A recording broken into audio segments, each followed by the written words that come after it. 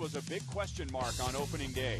Alex Gordon was beginning his first full season in the outfield, and he almost made the All-Star team. Melky Cabrera was coming off the worst season of his big league career, and he has turned that into his best first half. Jeff Francoeur was also coming off the worst season of his career, and he leads the Royals in both RBIs and home runs. Together, they form one of the best all-around outfields in the American League. Royals baseball is next on Fox Sports Kansas City.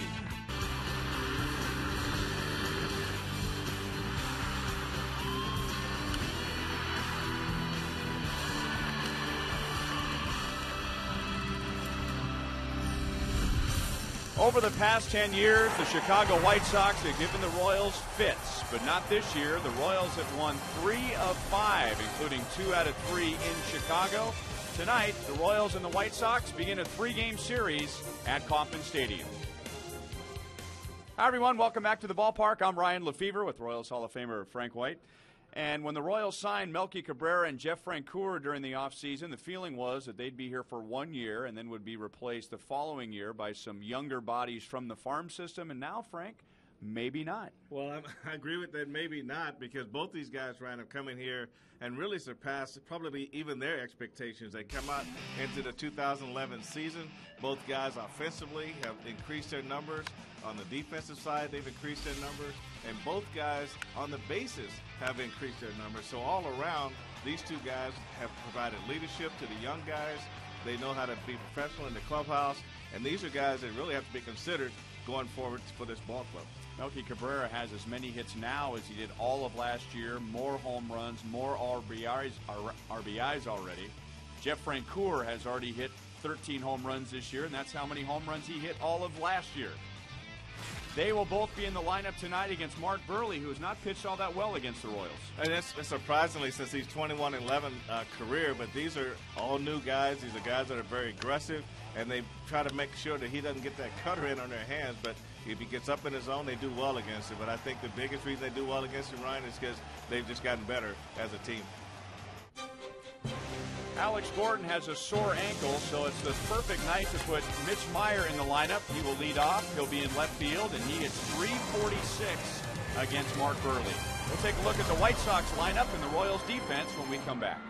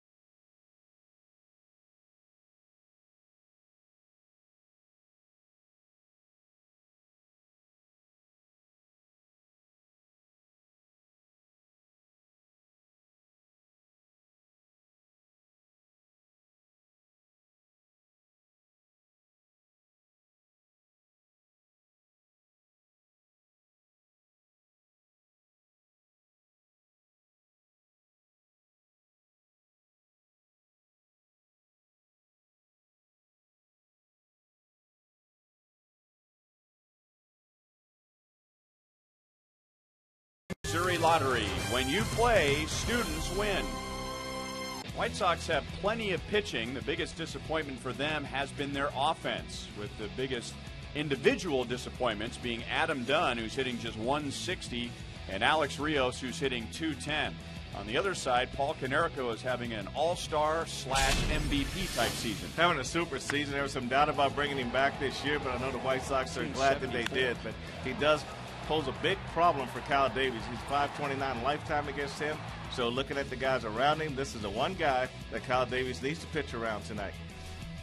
And now Ram Trucks will show us the Royals defensively. Defensively, Alex going to be out of the lineup in left field tonight. Mitch Meyer will step in his spot. And Brian Pena is going to move up in the lineup and do the catching tonight. And it's a series of a showcase between two of the best defensive shortstops in the American League. And in Chicago a couple of weeks ago, Alcides Escobar outplayed Alexi Ramirez. We'll see what happens in this series. The first pitch is next.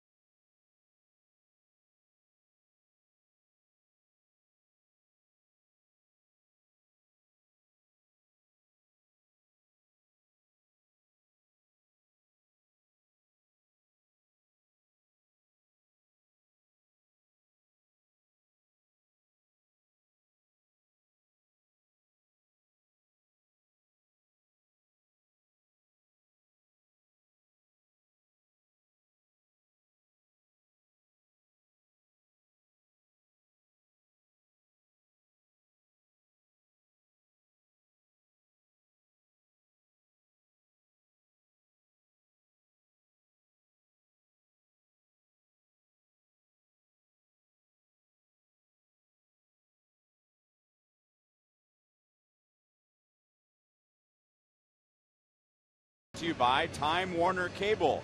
Get no fee HD with digital TV from Time Warner Cable. And it is blazing hot in Kansas City and out enduring the element. Oh, wait a minute.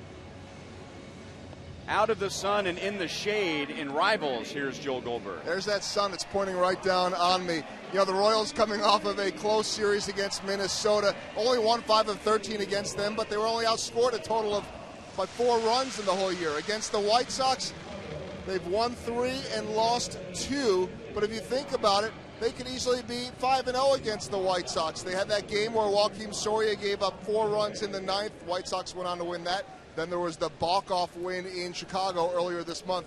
Royals have played well against the White Sox this year, guys. All right, thank you, Joel. And Chicago White Sox, they're still hanging in there. It's been a disappointing season for them. 3 games below 500, but just 4 games out. And Kyle Davies with an important start for him tonight. Ball one outside to Juan Pierre.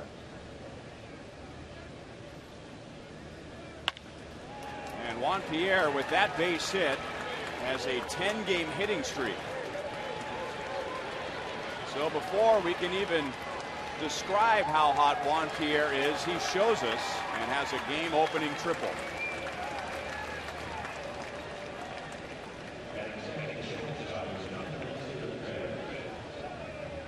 He really showed his hands on this pitch here, Ryan. This ball is supposed to be inside, and you can see right here, bam, right down the middle of the plate. Got the head out on it, and right down in the corner, and just watch him run at this point.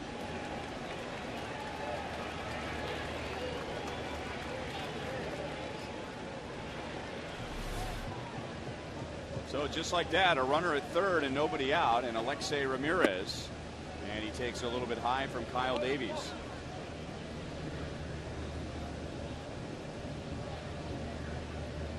Ramirez at 273 this year. During the offseason, the White Sox locked him up to a 4-year contract extension. Royals feel like they have the best defensive shortstop in the American League. The White Sox feel like they have the best defensive shortstop in the American League. Well, the American League has some. You guys, Drupal Cabrera has been playing well this year. And just look around the American League, and shortstops are really jumping out at you. And it's kind of neat to see great defensive play up the middle. Challenge him with a fastball. 2 balls and 1 strike.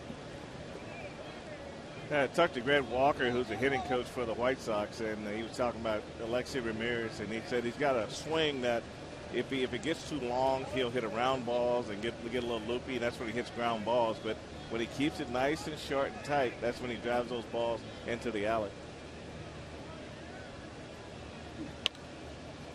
And he lifts a fly ball to left field. Mitch Meyer trying to get behind it. Juan Pierre with excellent speed, and he will score standing up. So 2 batters into the game, and the White Sox have a 1-0 lead.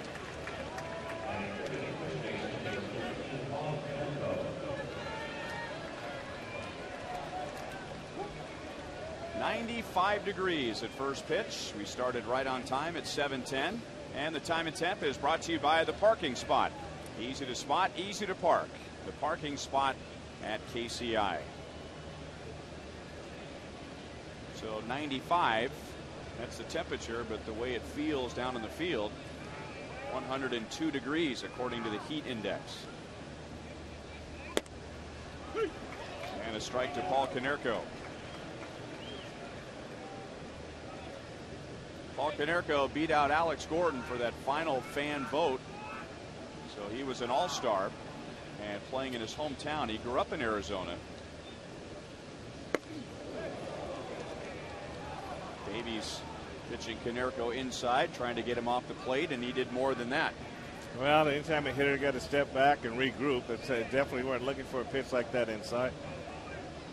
The key to pitching inside is simply just right there. You don't want to knock the guy down. You don't want to hit him, but there's a window you can pitch in where you do just what Paul Konerko did right there. Just back off the plate. 1 ball, 2 strikes. Now that's a pitch. Konerko, good high ball hitter. He didn't swing at that pitch, maybe because of a result of the previous pitch. Well, you come back and you start something inside, it moves away, and then you flinch a little bit. But you're right, it's a pitch that you're just not looking for, you don't expect.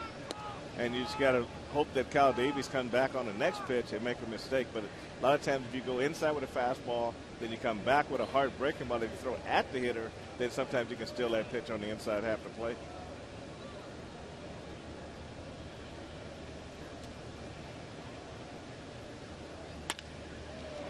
One hop to Escobar, hit very hard, but the Royals had Konerko played well. 2 down. So Kyle Davies 1-8. He has lost his last 7 starts, so there really aren't any good numbers in this mix. He does have a winning record in his career, however, against the Chicago White Sox. So trying to build on that, the Royals as a team with a winning record against Chicago when he starts. And Kyle tonight hoping to win for the first time in over 3 months.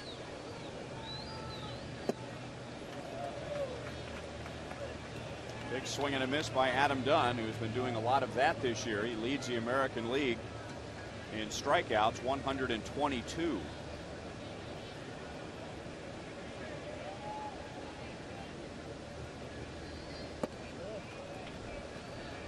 ball, 1 strike.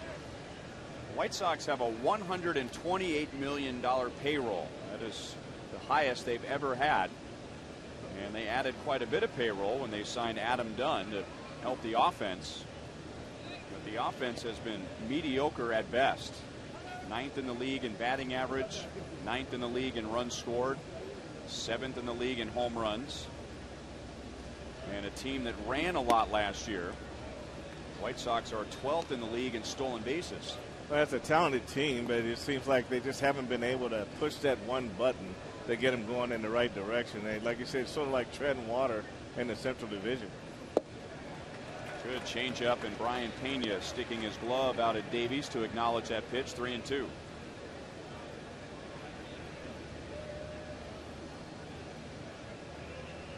Adam Dunn is one of those guys, Ryan. We talk about being too fast for the breaking off speed and too slow for the fastball. That's kind of where he is right now. White Sox get a run in the first.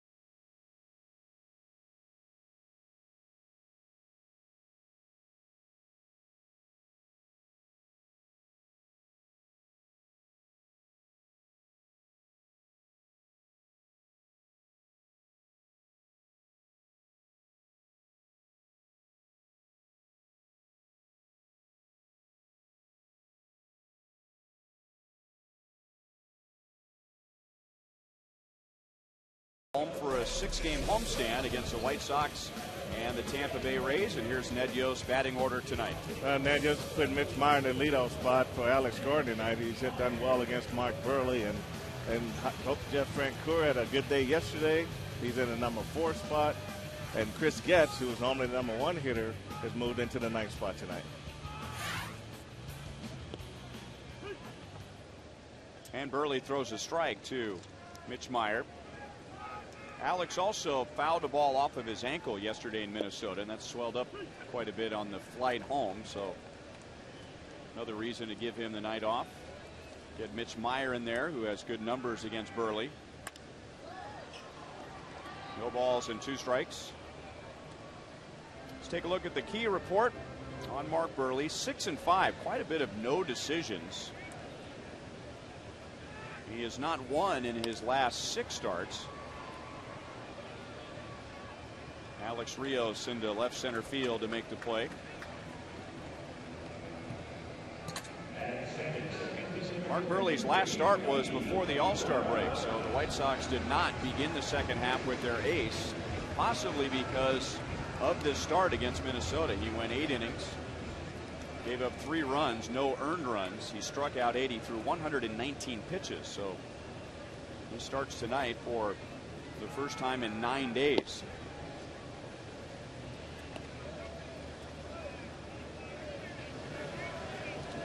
Melky with 5 hits, 4 runs scored, and a couple of stolen bases in the Minnesota series. And he has outstanding numbers against Mark Burley. Trying to lay down a bunt, as he did during the Minnesota series. Melky Cabrera, if you looked at all the hitters that have faced Mark Burley and have at least 15 plate appearances, nobody has hit Burley better than Melky Cabrera. He is 12 out of 20. That's a .600 batting average.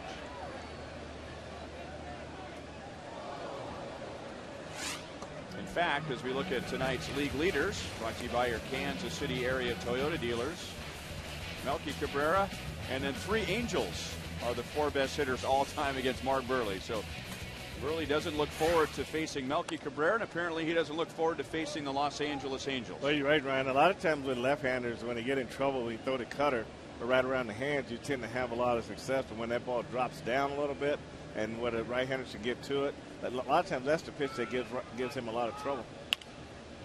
Gets a ground ball to the left side.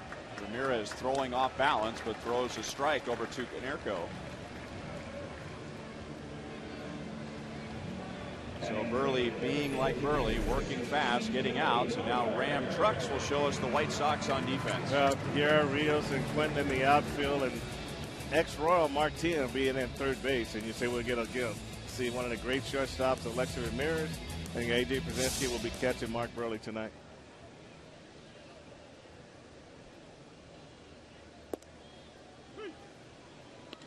Oh, and 1 to Billy Butler, who had a frustrating Minnesota series. 16 at-bats, 2 hits, no RBIs. Billy has driven in just 38 on the year.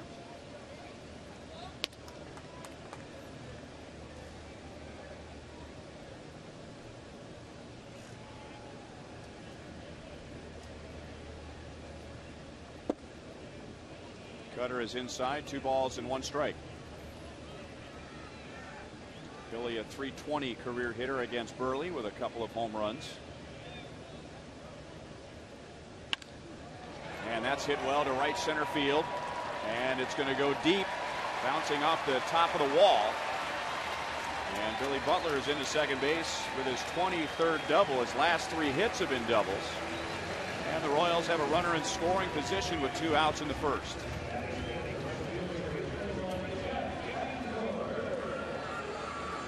When you watch Billy, the way he hits, Ryan, and he picks on a changeup right here. And that's a ball that stays up 81 miles an hour. And then look, he just gets – he's got to be looking for this pitch to hit it like that. I mean, just to really get extended on this pitch. It's up in the zone, and he drives the ball to right center field where he has a lot of power.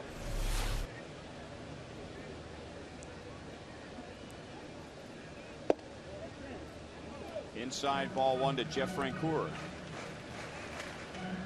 Francoeur had a good day yesterday with a double and then a 2-run home run late in the game. The Royals are down 4-1. Francoeur hit a 2-run home run off of Brian Dunsing to make it a 1-run game. And that's as far as the Royals would go in a 4-3 loss. Here's our first great play of the day. A barehanded snag by a fan off the right field line.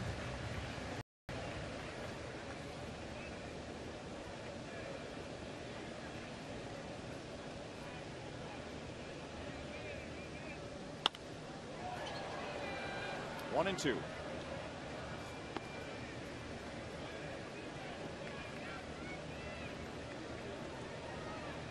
Last time the Royals saw Mark Burley was the 4th of July, and Jeff Francoeur, who has just 6 career at-bats against Burley, hit a home run in that game. Francoeur had 4 RBIs in that series.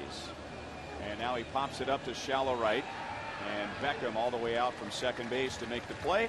And that's all for the Royals in the first inning.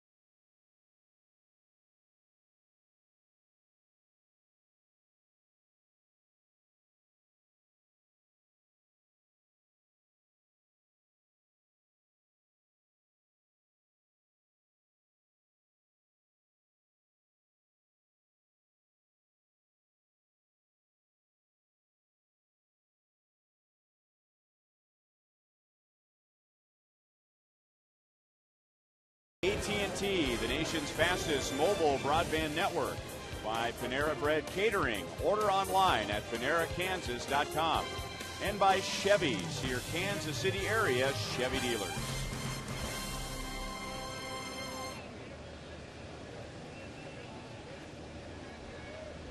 Free water available tonight, which is a good idea. 95 degrees at first pitch. Heat index over 100 here at Kauffman Stadium.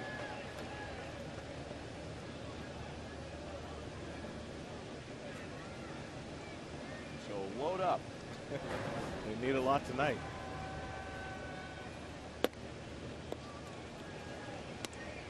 White Sox on the second pitch of the game. Juan Pierre tripled, and then Alexei Ramirez got him home on a sacrifice fly.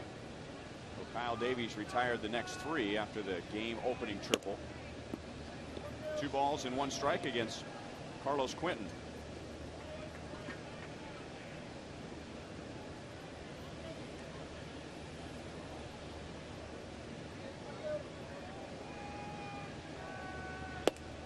Good pitch. 2 balls and 2 strikes.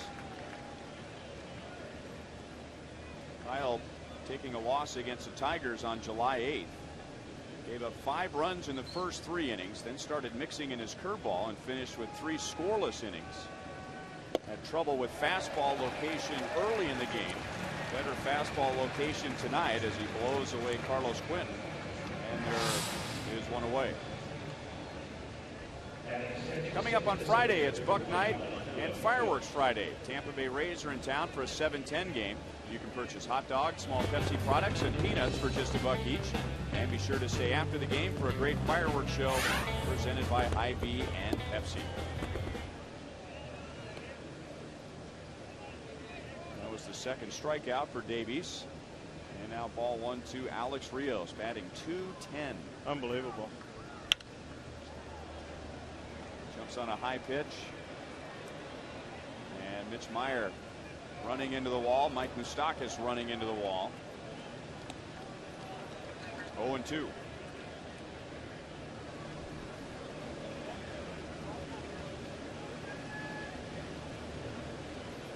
But that's part of getting off to a slow start as a hitter.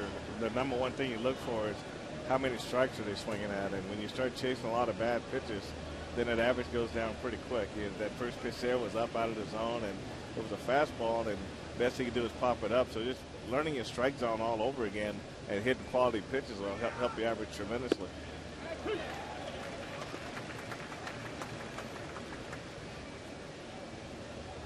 Rios appeared to have a bounce-back season last year, his first full season with the White Sox. And once again, chases a pitch that wasn't a strike, and it's still 1-2. A couple of years ago, the Toronto Blue Jays put Alex Rios on waivers, and the White Sox claimed him, and they inherited $60 million. Not a very good swing on a very good cut fastball from Davies, and now he's struck out 3 in a row going back to last inning. I mean, this is what's called having no chance as a hitter right here. I mean, he swung at this pitch like it's almost in slow motion, almost like he expected a fastball inside, and when the ball went away, he just sort of waved at it, probably hoping they could foul it off, but no chance on that pitch. The boos are for A.J. Pierzynski. And remember, the last time these two teams hooked up, Game 1 was the 4th of July in Chicago, and Pierzynski, who came on as a pinch hitter, eventually got to third base and scored the game-winning run on a balk. And with 2 outs, he singles to center field.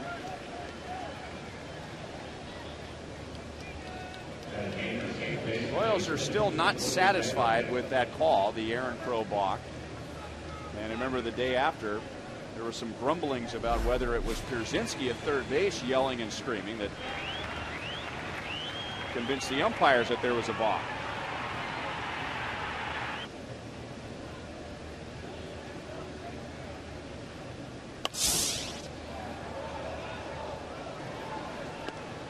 That's one of those things that when you see guys on your team that are into the game like that, I mean, he's very well into the game. So I don't know if he was the one that really got, hopefully, an umpire into this, but just to have guys that are aware on your ball club.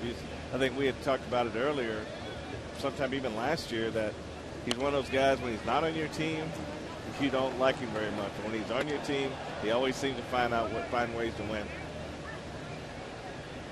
And one thing that you can't debate at all is that he is always in the game.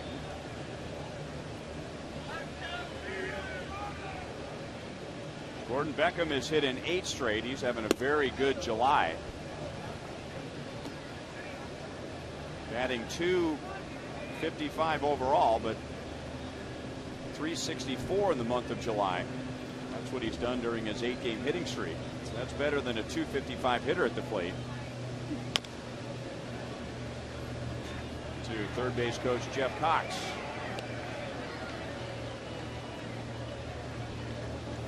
Now, who else does that? Well, they taught him better in the academy. They taught him how to field ground balls in the academy. So tomorrow when I see him, I'll say, Jeff, just let him go. If you're going to look like that, just let him go.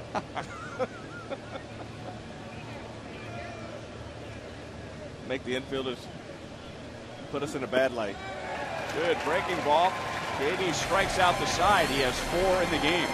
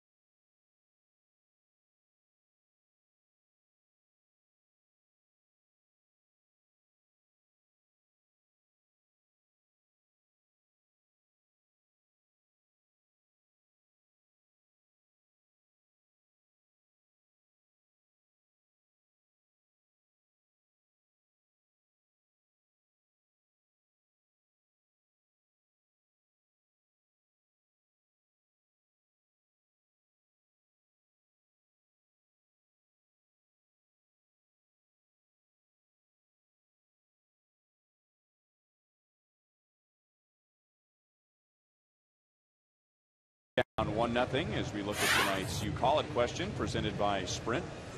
So, who has had the best bounce back season so far? Melky Cabrera, Alcides Escobar, Jeff Francoeur, or Chris Getz? Ball 1 to Eric Hosmer. Text 432-432. The keyword is Royals, then a space, A, B, C, or D. What do you think? Wow. All of them. But right now I'd say from day one to this point, I would say Cabrera would be my choice of all around bounce back in every phase of his game. Now granted, he had a bad year last year with the Braves, but to have as many hits now as he did all of last year, he has more home runs, he has more RBIs, he will eventually have more doubles, and not too long from now, as Hosmer grounds out to short.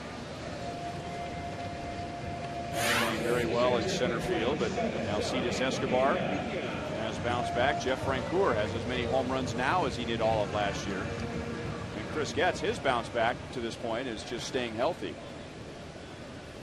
Speaking of bouncing back, you'll get a bounce back text message when you send yours in, and you'll have instructions as to how you can register for a suite here at Kauffman Stadium for a future Royals game. You and 11 guests.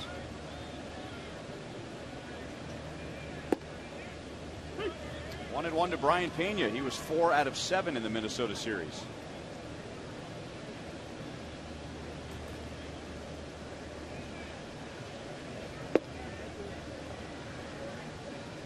2-1.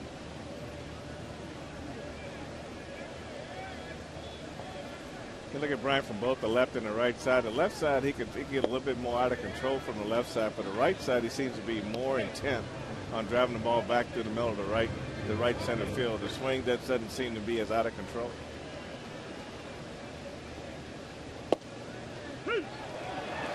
Bryant trying to on the home plate umpire.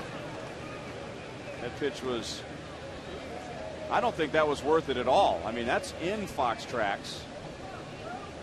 And Bryant has to deal with C.B. Buckner all night.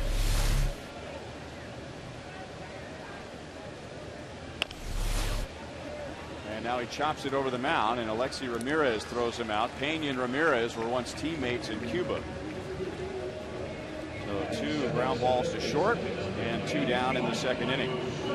Earlier this year, 170 Royals fans in the 548 Transportation Company were deployed by the Missouri National Guard to Afghanistan. On August 6th, Fox Sports Kansas City and the Royals will send them a taste of home.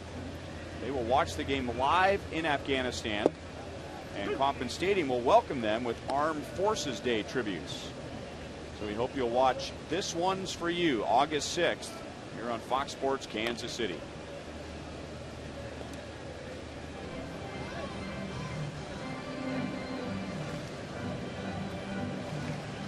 Mike Moustakas, just 1 for 12 in the Minnesota series, didn't play yesterday. And he is drilled by an 0-2 pitch. So that hurts.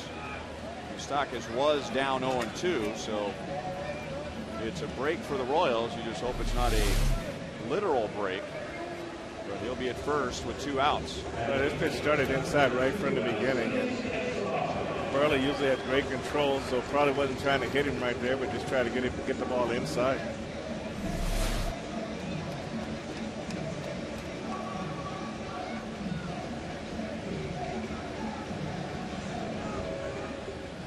So we'll see if the Royals can turn that into a run with Alcides Escobar coming to the plate.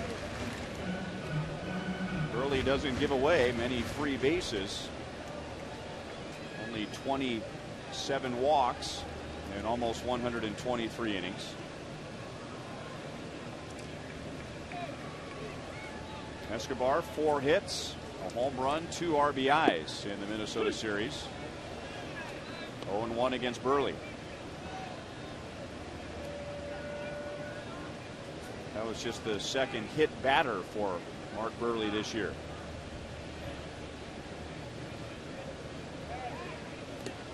There's the great Burley move. Bob McClure told me once that guys with great moves don't pick off base stealers. You pick off the guys that figure, well, he's not going to worry about me over here. Well, he almost caught Moose sleeping right there. Line drive to left field, puts runners at first and second with 2 down.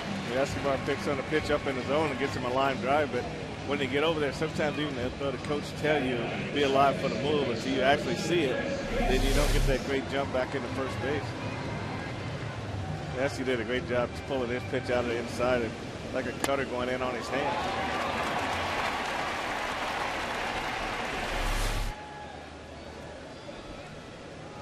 So 2 on after 2 out, and Chris Getz moving down to the number 9 spot tonight.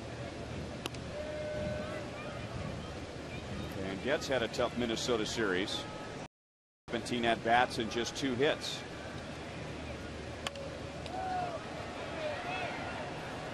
One and one. Well, interesting thing about Chris Getz, when he was batting in the 8th and 9th spot, he always came in with men on base. And the leadoff spot, there's nobody on. So when the way he hits the ball, if there's somebody on base, then a lot of times that ground ball, even though there may be a force out at second base, he's still on first base, and it still gives him a chance to steal a base and still do some things in that inning. So when he's leading off and nobody on base, it's just an out. So I think that's what makes him more valuable in where he's at in the order now. He has an excellent average this year with runners in scoring position. He hits it on the ground to Konerko, who goes to the bag, and the Royals lead 2 in the second inning.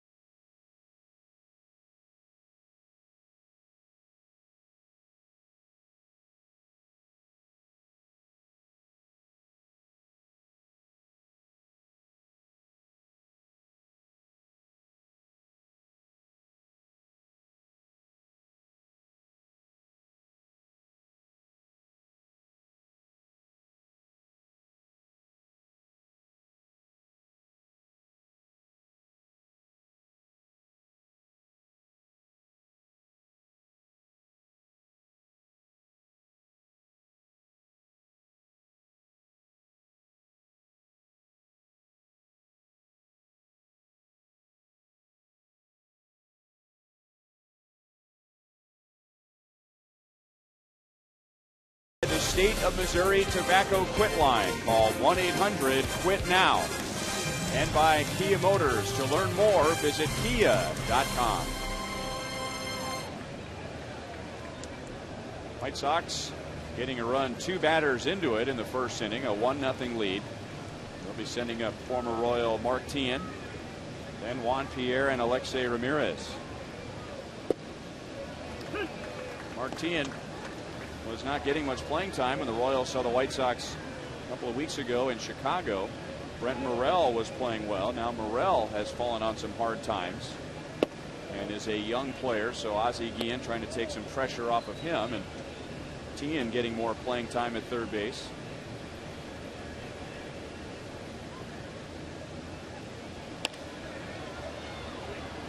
One ball, 2 strikes. You know, we all thought when Mark was here, he did some really nice things for the Royals when he was here, when he went to the outfield and played great defense out there. He played very good defense at third base. And probably wasn't any better in coming in and filling that slow roller from third base than Mark Tien. But we were all surprised that he wasn't getting a lot of playing time with the White Sox when he went over.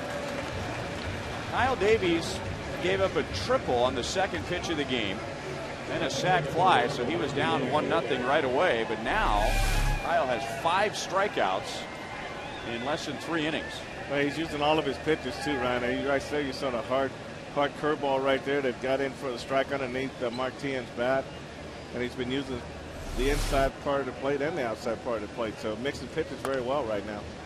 He has struck out 5 of the last 6. And now foul ball from Juan Pierre, who has hit in 10 straight after his triple to right field.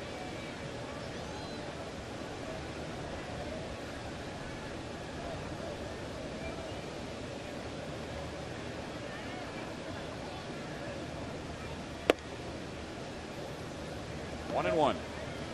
Really appears to have good life on his fastball tonight. Yeah, good movement. And really, stuff has never been a question with Kyle Davies. It's just more or less command of it.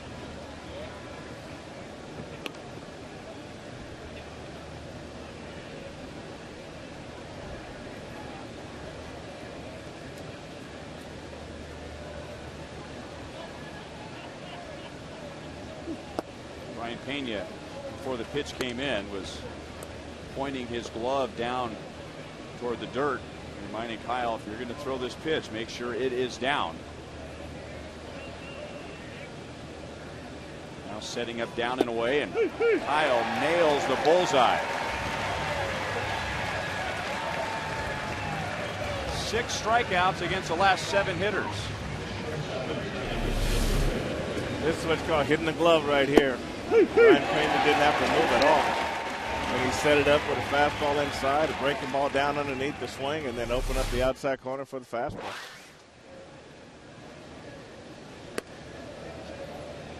Very high to Alexei Ramirez, who had a sac fly to left field in the first inning, driving in Pierre. Ramirez 41st RBI this season. Kyle really pitching with a quick tempo, and really looks like he's pitching with an attitude tonight.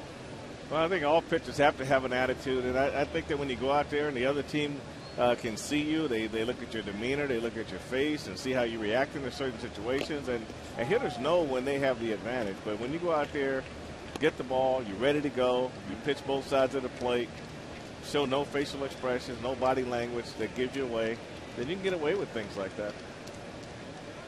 But he's at a point now. What's he got to lose? You know, right. If you're going to go out there, just go out there and say, you just be aggressive. Whatever happens to you in this game as a player or a pitcher, just be aggressive about it.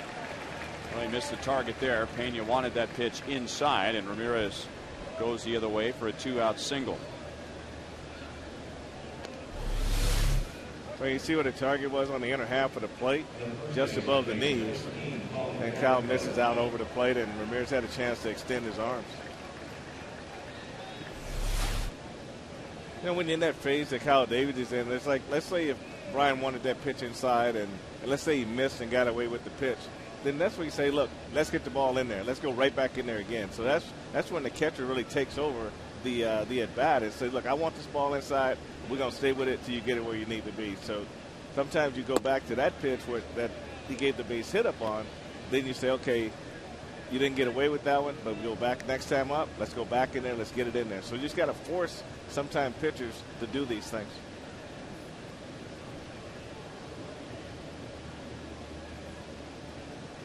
Konerko grounded out to short, hit it hard in the first inning.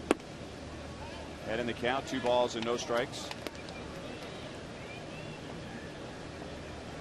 You mentioned Kyle not having anything to lose, at this point. Just go out there and show him your best stuff. And really, he's not the type of pitcher that has to be perfect. I mean, he's throwing 94 with movement. He's got his cut fastball working. His curveball is hard. He's had quite a few swings and misses already with his changeup. We hear everybody talk about a lot of times, trust your stuff. But to me, you got to believe in yourself. If you believe in yourself first, then everything else will follow. But just because you got stuff don't mean you're going to do well when you go on the mound. But you got to believe that you have command of it and you can do with it what you want to do with it. And you just got to be able to show the other team that your stuff and your attitude are going together.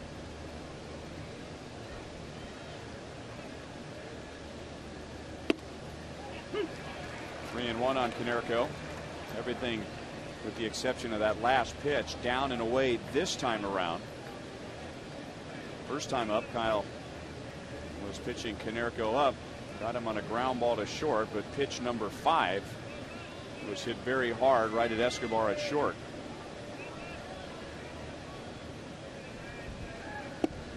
And there's the cutter. 3-2. Yeah, very good pitch. He's got a good mix of pitches: fastball, cutter, curveball, change. And you take a good look at Brian's glove, where the pitch is. He's pretty close on most pitches tonight. And I think that comes with concentration. And that's what that's all about when you're going to come out. Believing in yourself and have enough concentration to hit that mitt for the majority of the time. Ramirez runs, and Konerko lines it to left center field. Meyer going to cut it off deep. Ramirez will be waved home. Escobar will throw wide. Brian Pena with a diving play, preventing further advance. So with 2 outs and nobody on, a single and then a Paul Konerko double, and Chicago leads 2-0.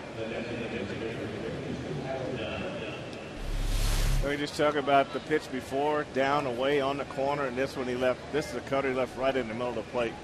Now Konerko's got good extension, and he pulls this ball back in the alley and left center field. So with Ramirez running on the play, it makes it easy for him to score. Mitch does a good job cutting it off, and here Brian Pena does a good job saving another 90 feet.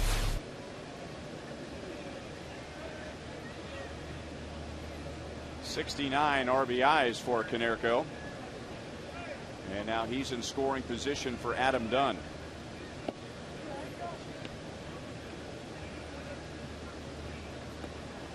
Kyle Davies threw Adam Dunn 2 excellent changeups in the first inning. Struck him out with that pitch. Dunn's 123rd strikeout. Yeah, Adam Dunn is just a hitter right now that's just in between. He's not on the fastball. He's not on the changeup on a consistent enough basis to have a lot of success.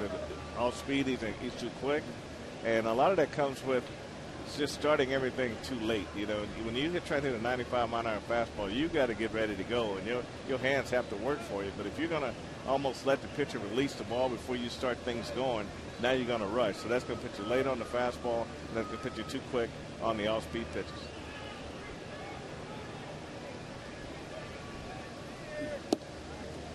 Oh, that's the pitch that struck him out. A changeup. This time Dunn got a read on it, and he's ahead in the count 3-0.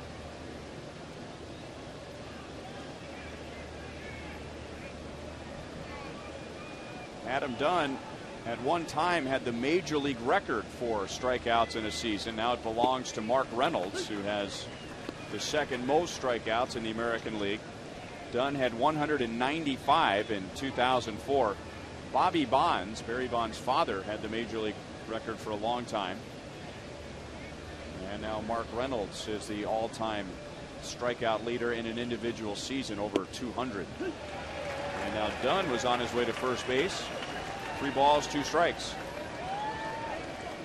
Yeah, if Adam Dunn is swinging the bat well, that he's not really upset that pitch is called a strike, because he wants to hit. You know, he's not going up there to try to walk in this situation. So he wants to pitch to hit. And when he gets it, you got to be ready to hit. So don't be so disappointed. He couldn't have done much with that pitch anyway on the outside corner. And now a walk. So 2 on. So 3 straight have reached after Kyle Davies struck out 6 of 7 batters. Well, when a pitcher makes a pitch like this, Ryan, he really thinks it's his pitch. He thinks he's going to get a call. The ball came back a little bit, and Kyle's walking toward the dugout, realizes he didn't get the call, and he goes back. And that's when the catcher goes out there to talk to you and try to calm you down a little bit. Yeah, it was a strike. He didn't call it. Well, let's get this next hitter. And the next hitter is Carlos Quentin, and Kyle struck him out with a fastball in the 2nd inning. Carlos Quentin was an all-star for the White Sox this year. So you had Paul Konerko going back to Arizona, where he grew up, and Carlos Quentin going to Arizona. He's a former Arizona Diamondback, a 1st-round pick for them out of Stanford University. Konerko at 2nd base, Dunn at 1st. 0-2.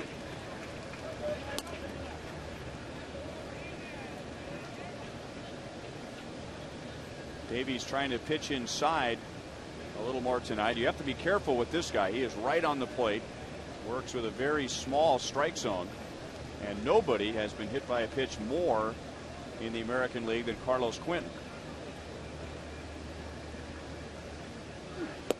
Got him with a hard breaking ball down and away. White Sox add to their lead with a 2-out run.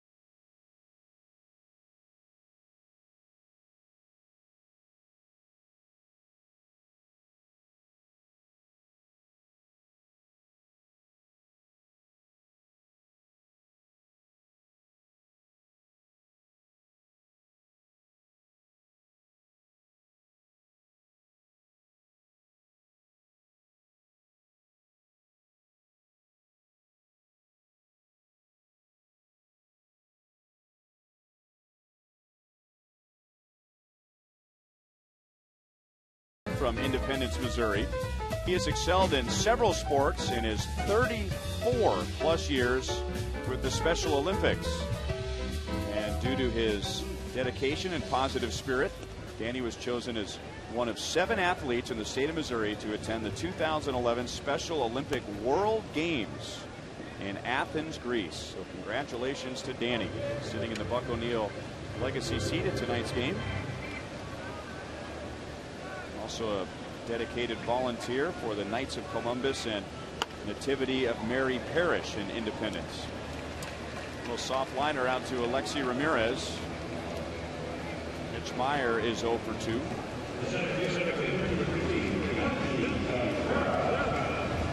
Mark Burley gave up a 2-out double in the 1st inning. Hit Mike Moustakas with 2 outs in the 2nd, and Alcides Escobar walked, but he got out of that inning. And now gets Mitch Meyer, and Deals with Melky Cabrera and throws ball one.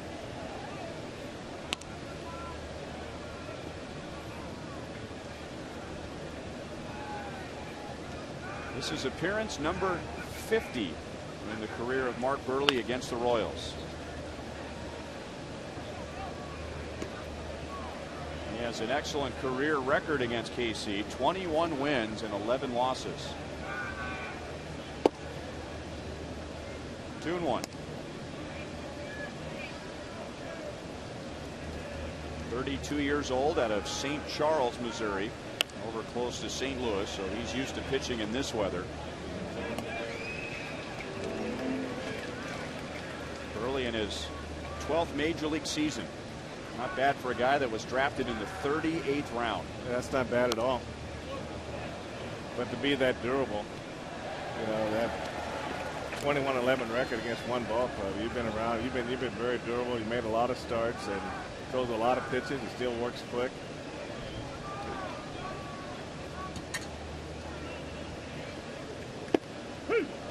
And got Melky looking. Melky's way of protesting is to delay his walk to the dugout. That's Buehrle's first strikeout. Melky's not real sure about this cutter coming right in on him. It's at the upper part of the strike zone. But it's one of those pitches with two strikes, though. It's kind of hard to put it in the hands of the umpire. Now ball one to Billy Butler. Billy with 2 outs in the first inning doubled. His last 3 hits have been doubles. He is better than a .320 hitter against Buehrle. And lost a base hit as Beckham runs to the hole and throws him out.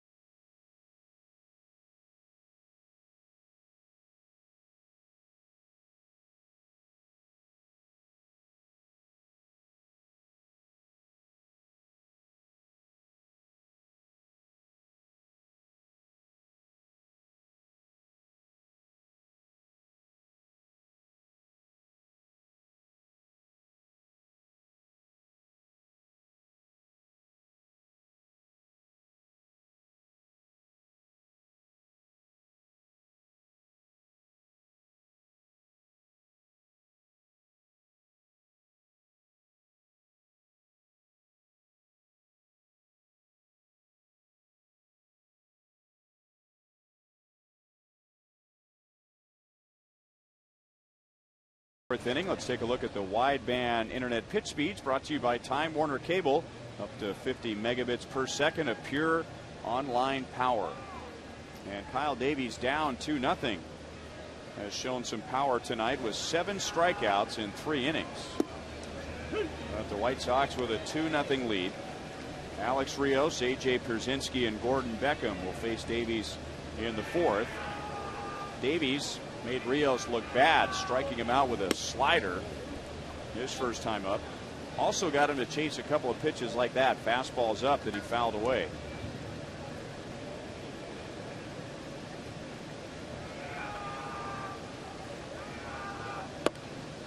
And a cutter away is swung on and missed, 1-2. Well,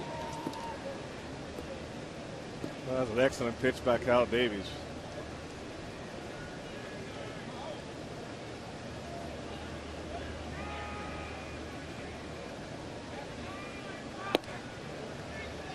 balls, 2 strikes. Alexi Ramirez and Paul Konerko have driven in the runs. Ramirez with a sacrifice fly in the first, Konerko with a double in the third. Hard curveball makes it 3 balls and 2 strikes. You can kind of tell by the way Rios approaches the pitch. It's almost like he's looking for everything inside the inner half of the plate. His shoulders open up a little bit early. Anything away, he seems to wave at it versus take a good swing at it. Right to Escobar. So good fortune for Kyle Davies. 1 away. Tomorrow, Royals take on the White Sox again at 7:10. And the first 10,000 fans will receive this Royals t-shirt presented by Hy-Vee and Danny Duffy. Back with the Royals, will start against the veteran Jake Peavy. Final game of the series is Wednesday night.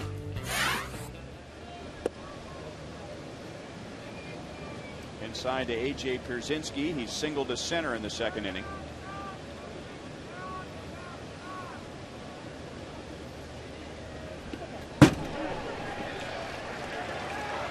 So that might be, maybe not, the answer to Mike Moustakas getting drilled. 1 on, 1 out. Well, this pitch started inside the whole way, and you know sometimes you got to, when a hitter is swinging as well as Pierzynski does against the Royals, sometimes you got to go in there and let him know you'll go in there. He's standing right on top. Take a look at his back leg there, and really that pitch there, if he really wanted to, he probably could have got it away of that pitch. Off of Davies' glove, and the Royals are lucky if they get 1 out. They won't. The ball didn't appear to be hit hard enough to get through the infield and go into center field. So over Davies' head, maybe the Royals turn a double play. But when you see the ball bounce in front of home plate, you think it's got a chance to be caught up the middle. The guys are squeezing in anyway because of the double play. So chances are this ball will get caught if Kyle Davies lets it go.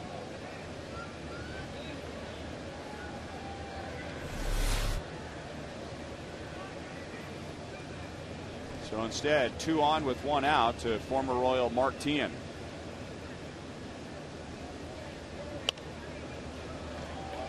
Oh and 1. Teahen struck out swinging at a curve in the third inning. Davies has struck out the side twice in the second and third innings.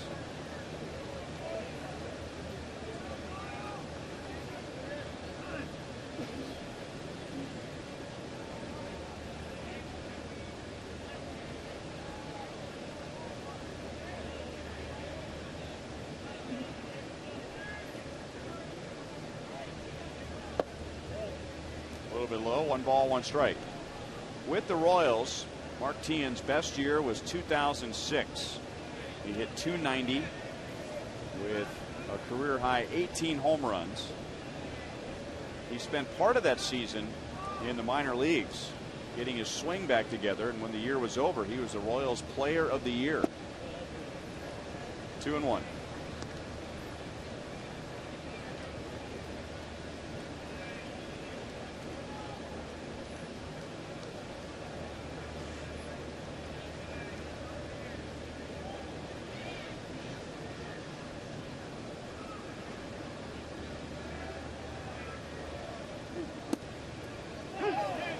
That call. That pitch appeared to be lower than the second pitch in the sequence. 2 balls, 2 strikes. He also missed his spot on that pitch also too, Ryan. It's supposed to be in the outside corner, and this one went back in the middle of the plate. And a lot of times those low pitches you get the call simply by how the catcher catches them. If he lets that glove stay up, he can make it appear to be a strike, but that glove drops. Sometimes the umpire will think it's a low pitch.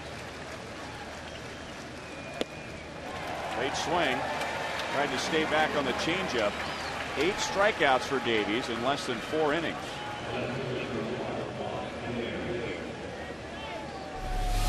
And Kyle has a good changeup. When his changeup is working well, it's going to run away from the left-handed hitter. And that one does a great job of moving away from Mark Teahen.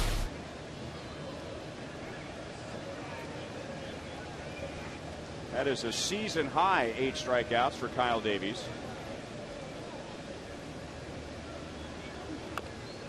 It also ties his career high. It's the 7th time in his career he's had 8. But tonight he's done it in less than 4 innings. And he's 0-1 now on Juan Pierre, whom he struck out in the 3rd. Pierre got to Davies in the 1st with a triple and then came around to score on a sac fly.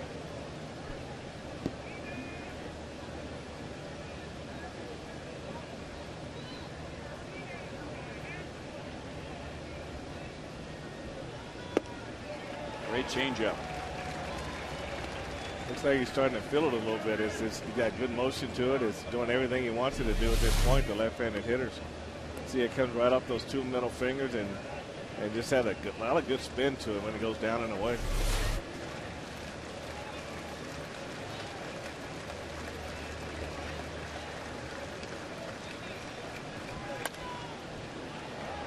Lifted to left field. Mitch Meyer is there. And the White Sox are scoreless in the 4th.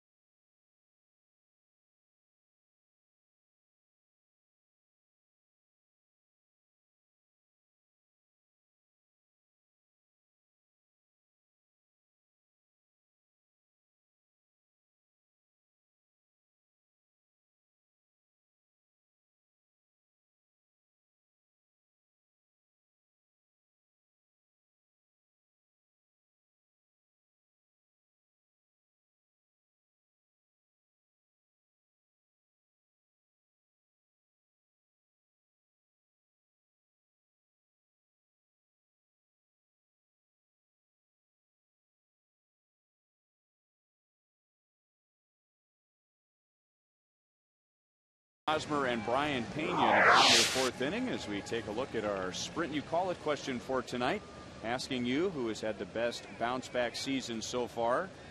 52% agreeing with us, going with Melky Cabrera. Keep voting. 432-432, keyword Royals, a space, and then A, B, C, or D. Mark Burley got Francoeur on a pop up to the second baseman Beckham in the 1st inning. 1 ball, 1 strike.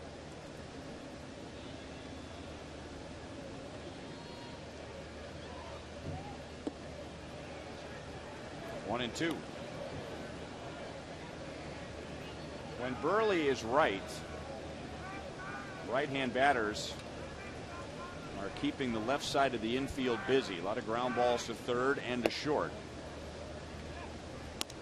Well, he's getting that cutter in on their hands and they're rolling over on it. That's where those ground balls to 3rd base come from. And a guy like Frank Cooper gets it down with his swing. He should be able to hit the ball pretty good. He keep it up around his hands, and the swing gets a little long. That's when he gets himself in trouble.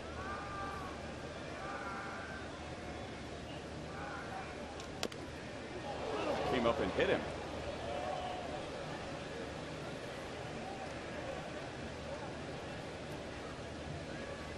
And that's taking that pitch that's down and away and trying to pull it rather than going with it. It's a change up, goes down and hits it right off top of the plate. This comes right up into the face. So that's that swinging over the top of the ball, creating that spin. And when the ball hits the ground, it shoots straight back into the hitter. Wow.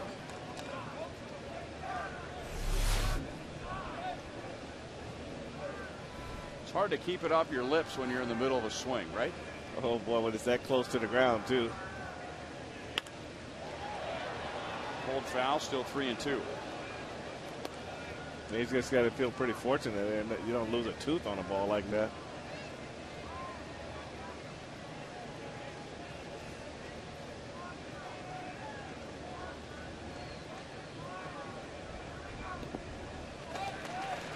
Francoeur walks, so he comes back from 1-2. Burley's first walk.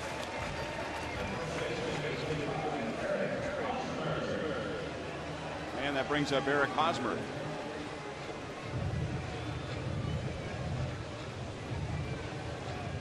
Hosmer grounded out to short in the second inning. Last time the Royals and White Sox hooked up, Eric Hosmer had 2 home runs. He had a home run off of White Sox closer Sergio Santos in that game on the 4th of July, leading off the top of the 9th inning. That tied the game, and the White Sox won it in the bottom of the 9th on the balk. And Eric Hosmer during the Minnesota series on Friday night had a home run in the 9th inning off of Matt Capps. That home run put the Royals in front, and they won that game. Yeah, right now it's a strong fastball hitter, and he's better against right than left, and he's still trying to figure the left-handed pitchers out, and that's going to take a little while. But the more you see him, the more comfortable you get, and you try to take advantage of some of the fastballs that they throw. Burley is an excellent fielding pitcher, but not that good. And Beckham backing him up with a bare hand play. Burley has won 2 Gold Gloves with plays like that. He doesn't go after ground balls like a typical pitcher. I mean, he literally, as the rule book says, becomes a fielder after he delivers the pitch. And he wants to help himself, and I think that's what good pitchers should do. They definitely should work on their defense. You see, he gets off with there and actually tries to barehand that ball. It got by his glove hand, and Beckham comes in and makes a real nice play from second base.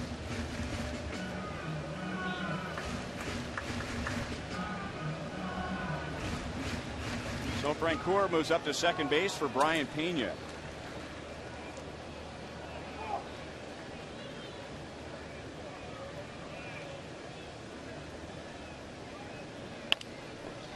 And there's a ground ball to the right side. Beckham will throw him out, and Francoeur moves to third.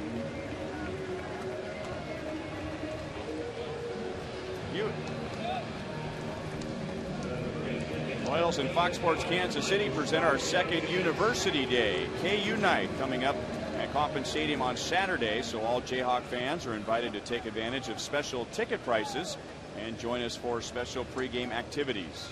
Go to Royals.com/KU for more information. Presented by the TV home of the Big 12, Fox Sports Kansas City.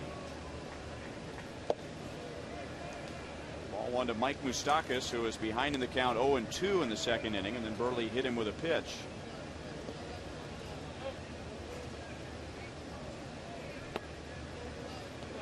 Two balls and no strikes.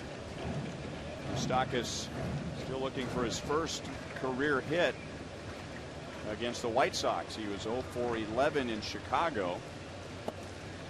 Showing a good eye here, 3-0.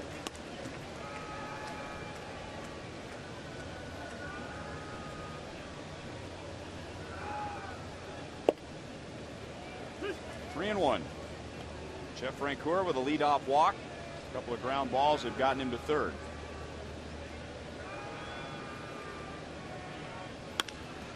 And grounded to Beckham again. So he has handled all 3 ground balls, and the leadoff walk does not turn into a run.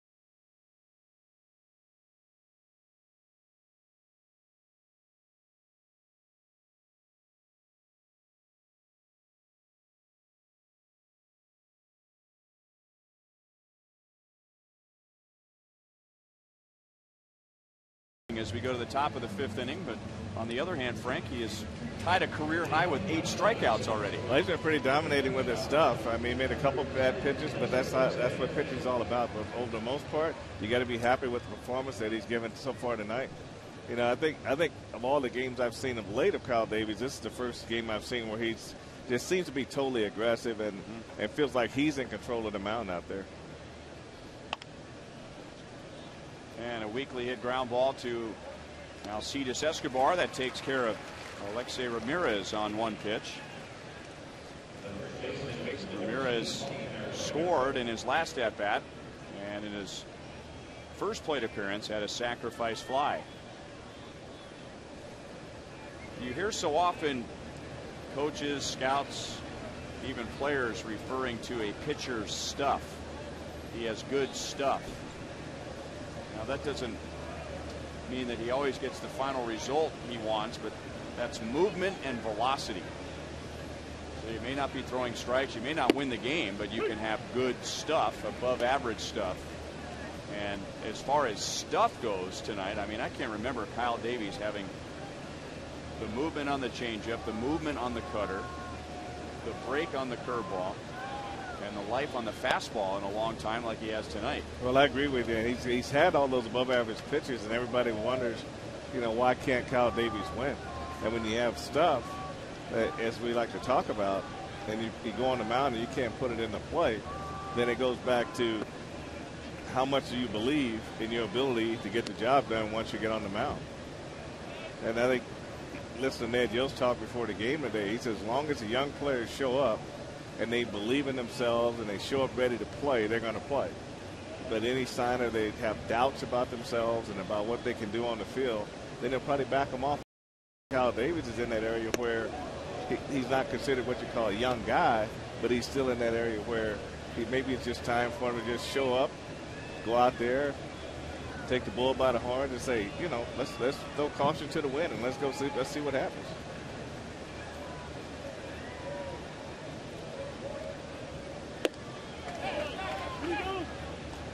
Konerko will walk with 1 out. Davies' second walk. Second time Konerko has been on tonight. Every Wednesday is Ink Student Night and Local Music Showcase. You'll get a $7 game ticket, pregame happy hour specials, and enjoy one of KC's best bands. This Wednesday features music from Making Movies before the Royals take on the White Sox at 7:10. That's the final game of this series. Swing and a miss from Adam Dunn. As far as Kyle Davies being young, yes, he's 27 years old. He has been in the big leagues, however, since 2005. So this would be his 7th major league season. Tonight is his 12th start and 143rd of his career. So as far as age goes, he's young, but he's not young as far as major league experience. And just being able to turn the table, being able to cross that line to being a consistent starting pitching in this league, he's got the stuff to do that. So it's all about believing in yourself, and because there's guys with less stuff that survive in this league and can pitch in this league because they do have that what they call intestinal fortitude, and you want to go out there and you just want to be better than the guy you're facing every day and on every pitch.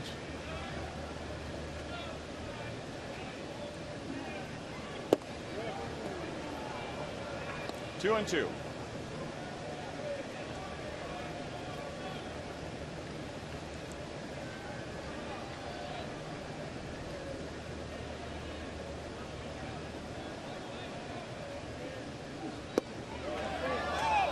Balls, 2 strikes. Look at the last 2 at bats, Frank. Nothing has been in the middle of fox tracks. They're just working the edges. And the at bat before the last one, Davies struck out Adam Dunn with a good changeup. And there's a changeup that's pulled foul. Well, when you got a hitter at the plate that expands the zone for you, then you don't need to throw the ball over the plate. It just that old thing is if they don't make you change, don't change. And Adam Dunn right now, he's expanded the strike zone so far that all Kyle Davis had to do is just get it close, but not on the plate, and get him a swing at it.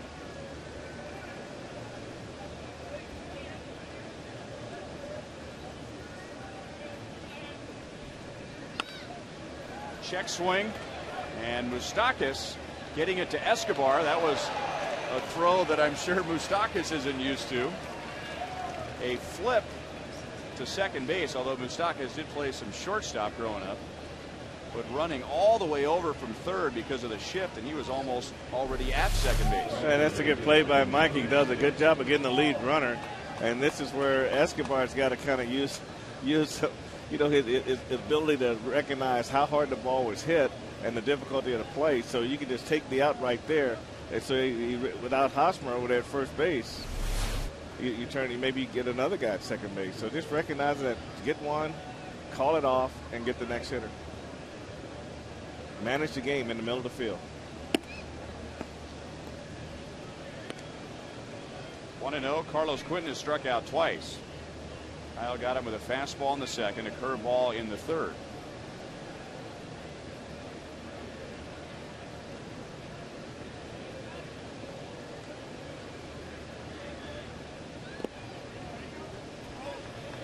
Two and 0.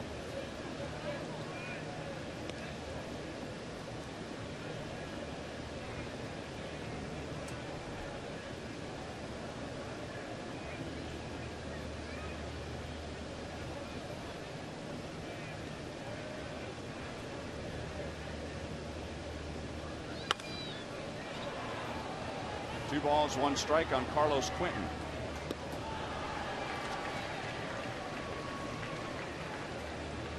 The strikeouts have been impressive, but strikeouts many times require a lot of pitches. And with 2 outs in the 5th inning, Davies is at 95. On average this year, about 88 pitches per start. Hit hard to center, but right at Melky Cabrera, who goes into a crouch like a catcher, and that's the inning.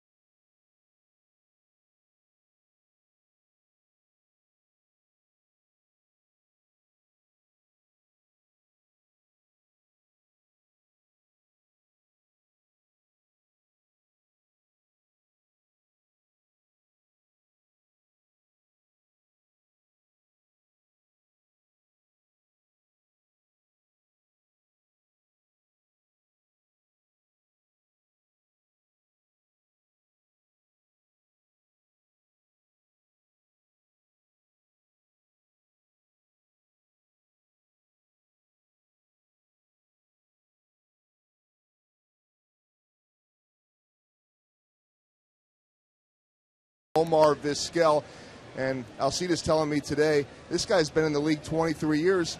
I'm 24 years old. I used to watch him in the winter leagues in Venezuela on television.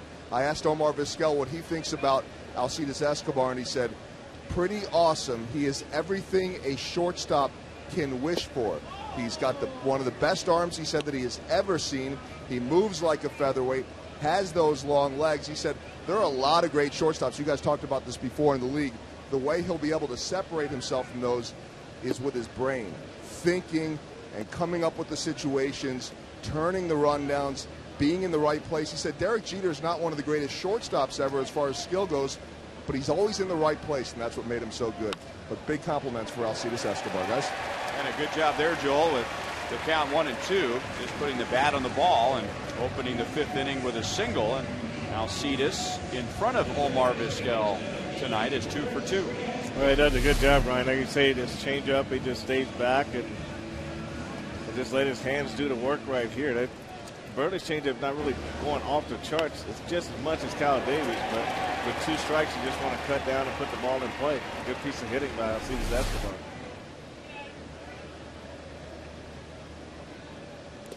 Do you think in Escobar's mind tonight he's factoring in that his boyhood idol is watching his every move tonight? Oh, I think so. I mean, when I played the first game with Frank Robinson, I was the same way. Even when he knocked me on my head at second base, it was hard not to know he was there. Getz with the bunt down puts Escobar at second base. And now to the top of the order. Calling all ladies. Coming up on Saturday, it's Girls Night Out presented by your Kansas City Chevy dealers. The event will feature free massages, mini makeovers, dueling pianos from Howl at the Moon, and the first 10,000 ladies receive a powder blue KC cap presented by your KC Chevy dealers. Proceeds benefit the American Heart Association.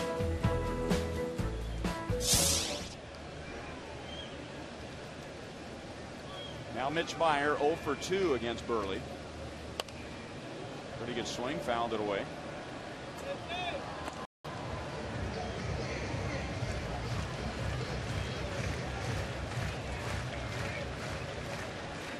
Escobar with a single up to second base on the bunt from Getz.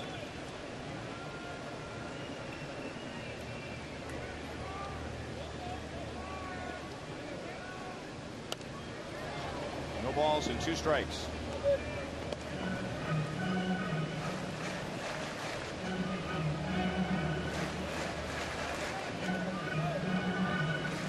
Royals have left 4 runners on base in the first 4 innings. Left a runner at second in the first and second in the second, and a runner at third in the 4th.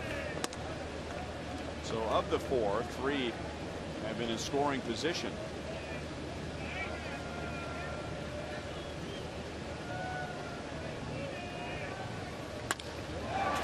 Hit hard to center field, but right at Rios. Royals will get 90 feet out of it as Escobar moves up to third. Tough hitting luck for Meyer.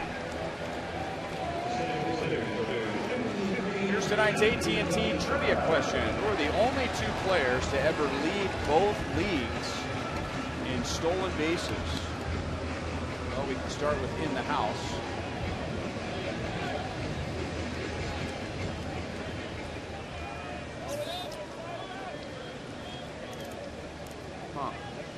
One of them. Yeah, you got one. I know you got one of them.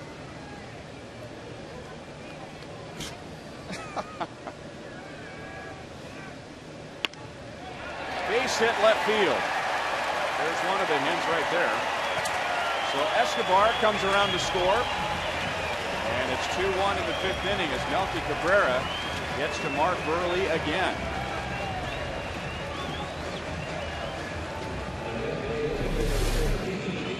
Let's take a look. This pitch is coming down and into his swing, and that's the one you got to be careful of. Change up that didn't do what he wanted it to do. He's got too much of the plate on the inner half, and Cabrera gets him a base hit to left field.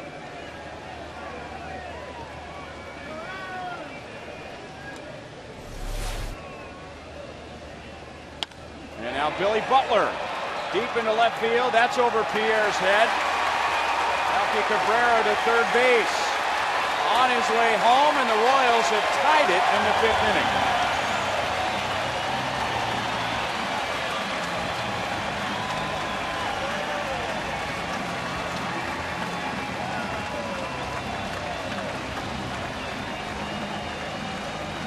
That's a big base hit by Billy Butler right there. He finally got the head out of this one and pulled this pitch down in the corner in left field. And you pull those hands in, he can do that, and he drove this ball to the deepest part of left field right in that corner. Ball laid up against the wall there. Pierre gets it out, but with Cabrera running with 2 outs, it made it easy for him to score on that double. Third ball for a strike to Francoeur. Well, Billy Butler's last 4 hits have been doubles, 2 tonight. 24 on the year. And now Francoeur trying to get him home. 0-2. Billy's had 3 good swings. His out going 2 for 3 tonight was sharply hit to the second baseman Beckham. So he is doubled to right center field, and he is doubled to straightaway left.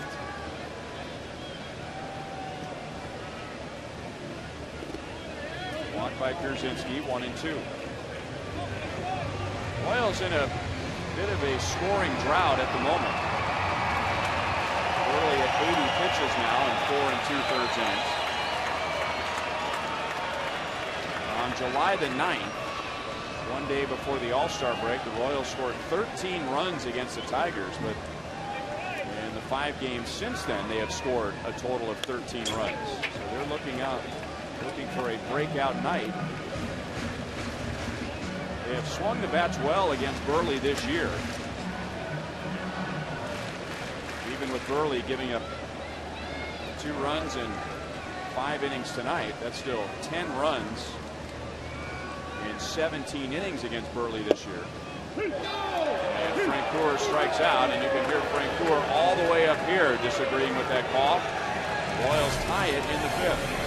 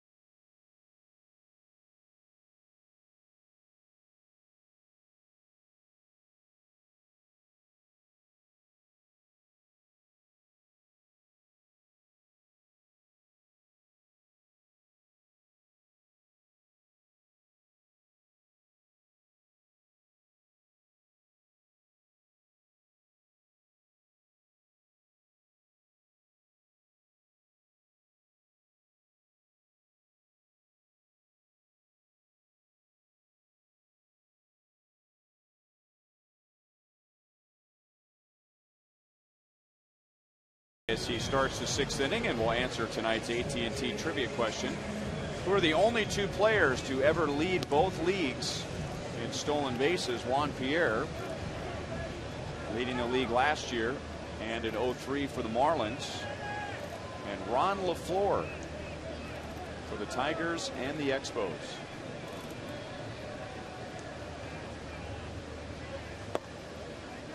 Ball 1 to Alex Rios. Rios has struck out, lined out to short. 1 ball, 1 strike.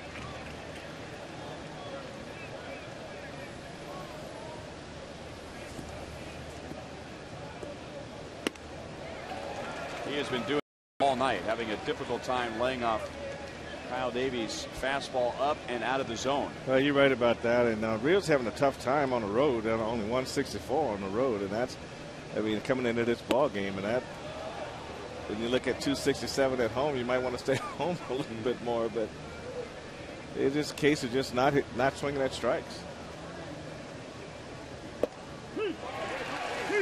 Rios thinks it's outside. It looks outside.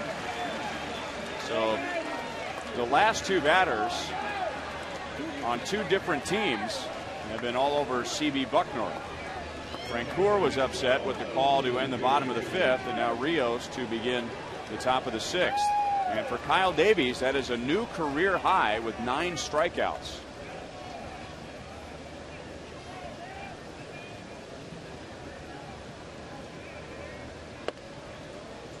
Curveball is high to A.J. Pierzynski. Hit by a pitch in the 4th inning. He singled in the 2nd. 2-0.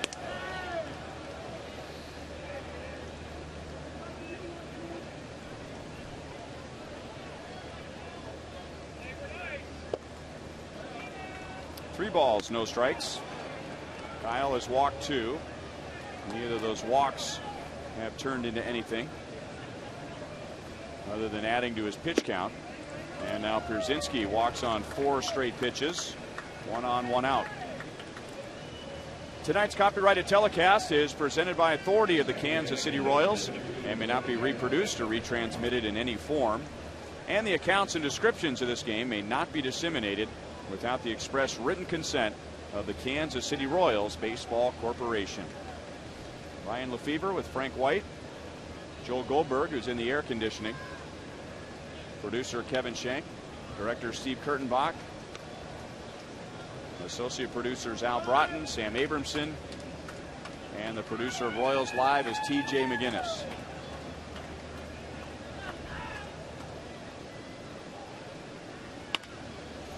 Deep short. Out at second. No! Coming around third is A.J. Pierzynski, and now he slams on the brakes. Hosmer was going to have to throw from behind the dugout suite. So a potential double play. Instead, nobody out. Runners at second and third. An error on Escobar. Well, he goes in the hole and field. It sets his feet properly, but throws the pitch. Throws the ball too far to the inside to Chris Guest covering second base. And see Chris set up for that perfect throw, and at second base you can't look for that perfect throw. You got to keep the weight on that left foot so you can move inside for that throw. So he kind of caught him off guard with that throw. So just a little too wide of the bag. It's been a tough year for Kyle Davies, but the fans appreciate what he's done tonight. And now a Chevy call to the bullpen as Everett Teaford comes into the game.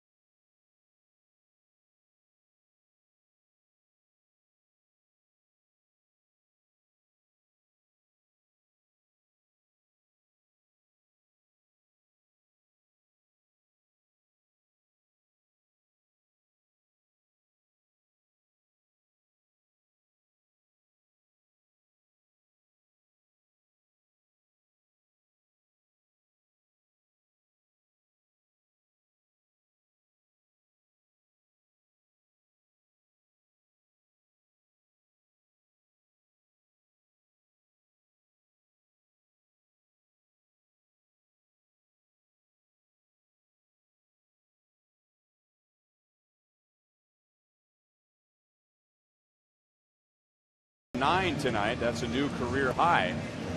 On the other hand, he leaves the game in a 2-2 tie. But he's got to take a lot from this game tonight, Ryan. He really was aggressive on the mound, and with all of his pitches, he worked both sides of the plate, really put himself in position to get these strikeouts, and he was able to strike out 9. Even though he's only 5 in the third innings, maybe just the number of pitches got him just as much as anything else in this ballgame. 106 pitches, and it wasn't a big inning, but in the first, when the White Sox scored 1, you have to give Kyle some credit for hanging in there. 2 pitches into the game, there's a runner at third. 2 batters into the game, a run has scored. But then Kyle went on to retire 9 of the next 10, and at one point struck out 6 of 7. The play is to first. It's a close play. Hosmer goes to Guess, and A.J. Pierzynski, going on contact, comes down from third, and the White Sox have regained the lead. A pretty good pitch by Tiefer, maybe too good of a pitch. Tien didn't hit it hard enough for a play at the plate. He got away from me, rolled over, and got a little topspin on it, but it died right out there between the mound. And Hosmer came in and took a look at it, but didn't have a play at home plate. They say Pierzynski got a good break off third base.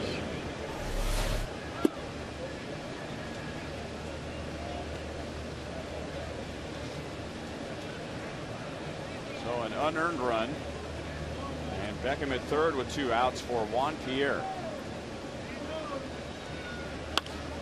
And Pierre grounds it into center field, and now 2 unearned runs for the White Sox.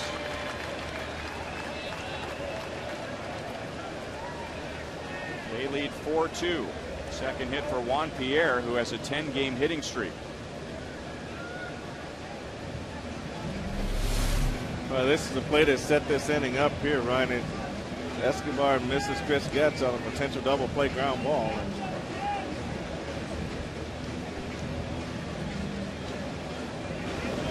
And Juan Pierre takes a fastball from Everett Tiefer, hits it right back to the middle to grab it in the second run of the inning.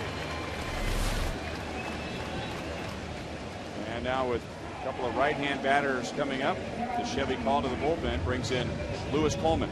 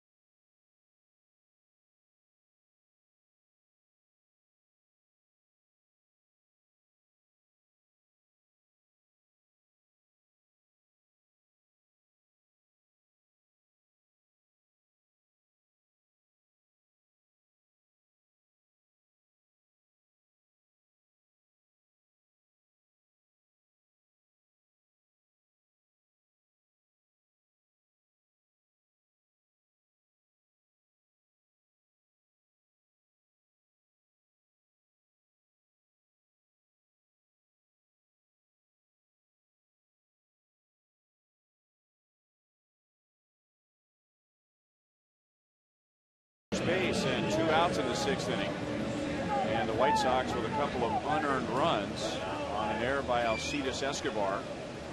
So Coleman on for the 29th time. Excellent numbers in his rookie year, and he gets White Sox shortstop Alexei Ramirez with Juan Pierre at first. Pierre has 15 stolen bases. Ball gets away from Hosmer, but not far enough for Pierre to do anything about it. 68 stolen bases for Pierre last year. The White Sox were second in the American League in stolen bases a year ago. At the moment, they are 12th. Ramirez taking all the way, ball 1. Not only are they 12th, but their success rate is 56%. That's not very good.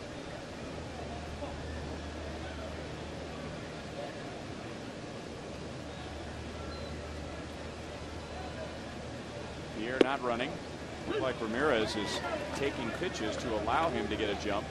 1 ball, 1 strike. It's been a good night for Ramirez already with an RBI and a run scored.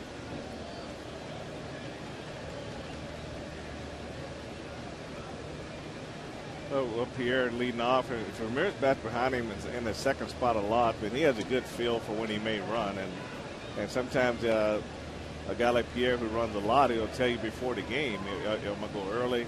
If they don't feel like he can get a good jump, go ahead and swing the bat. So they have that conversation, and so when Ramirez goes up there, he kind of has a feel for when Pierre might go or if he's going to go at all. And Pierre's running. Pena, good throw in time to end the inning. White Sox get 2 to regain the lead.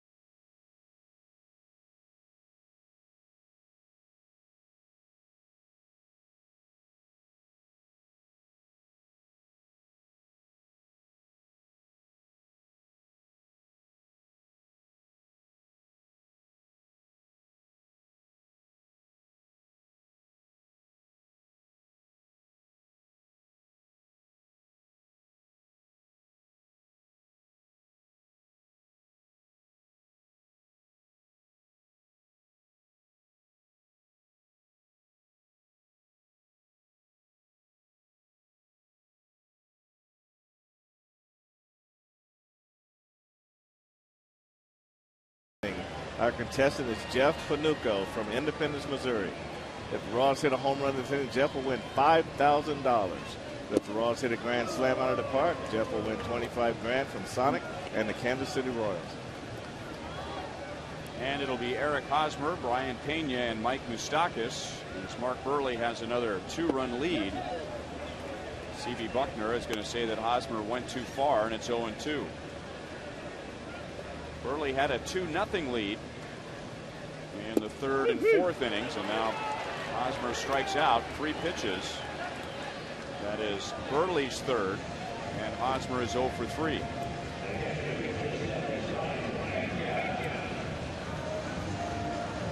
Ned Yost said after the game yesterday in Minnesota that he really believes the team is playing better, but there just seems to be one mistake every game that they're just not able to overcome at this point. Now, of course, in the big picture, you'd rather not have the mistake. You don't want to learn to overcome the mistake. You want to eliminate the mistake. And most of the time when the manager says that, as Pena flies to Pierre, Pena is 0 for 3. A lot of times when a manager says that, he's just trying to lift the spirits of his players. But it's hard to explain to people how many facets of the Royals game that has improved this year, despite the fact that the Royals are 19 games below 500. So I guess one of the last things they're going to have to coach out of these guys is eliminating that one mistake. Right, Ryan, you're right about that. And I think from a coaching standpoint, the thing that really gets to you is that you never know where it's going to come from. And the better your team gets, the more you can define it into a little area. But when you're developing young players and you're trying to teach everybody how to win at this level, it could be base running, it could be not driving in a key run, it could be overthrowing a cutoff man, it could be a lot of things that gives another team an extra 90 feet, which also could be a result of the one-run victories that the one-run losses that you accumulate during the course of a year. So sometimes one-run losses don't really tell how well you're playing, just like the score doesn't always dictate how well a guy's pitching. So I think that's not to pick on Felipe Paulino from yesterday's game. He threw a great game. but it was just that one pitch.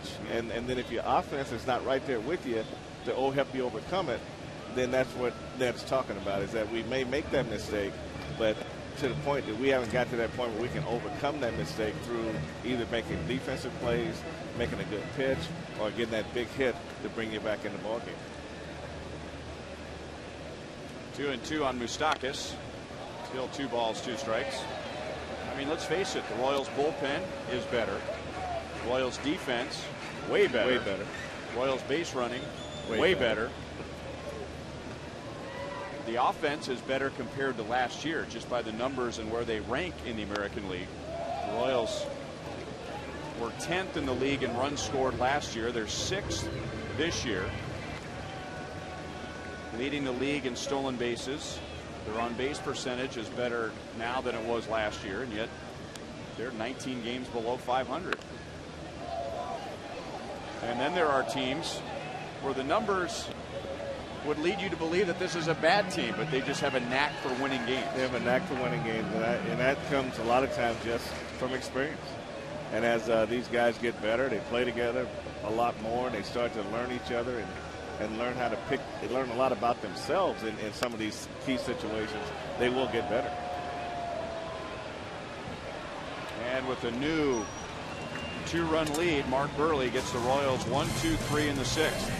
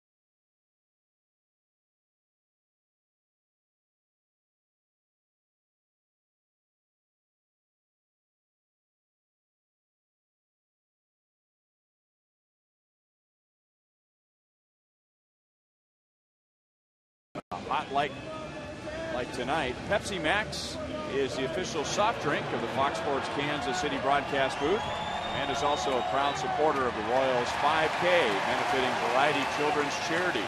You can run or walk, and it all benefits Kansas City kids. Pepsi Max, 0 calories, maximum Pepsi taste. Alexei Ramirez, Paul Konerko, and Adam Dunn in the 7th inning. First full inning for Lewis Coleman. Kyle Davies 5 1/3. Gave up 4 runs, 2 unearned runs. Alcides Escobar with an error in a 2-run 6th inning. Everett Teaford got 1 out in the 6th. Coleman got the final out and now starts the 7th. White Sox had a 2-0 lead until the Royals got 2 in the 5th inning, with Cabrera and Butler driving in the runs, and then Chicago back with 2 in the 6th. Off the end of the bat, and Mitch Meyer is back and makes the play. And there is 1-4-3.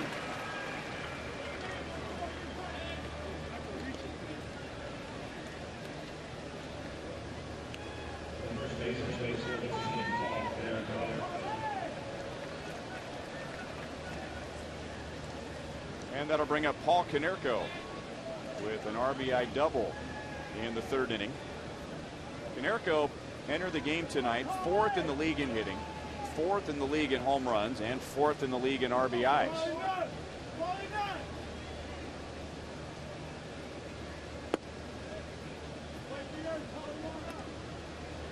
White Sox are 3rd in the American League Central. Minnesota and Cleveland are playing a day-night doubleheader. Cleveland won the first game, and now they're in front in the second game. 2 balls and no strikes on Konerko.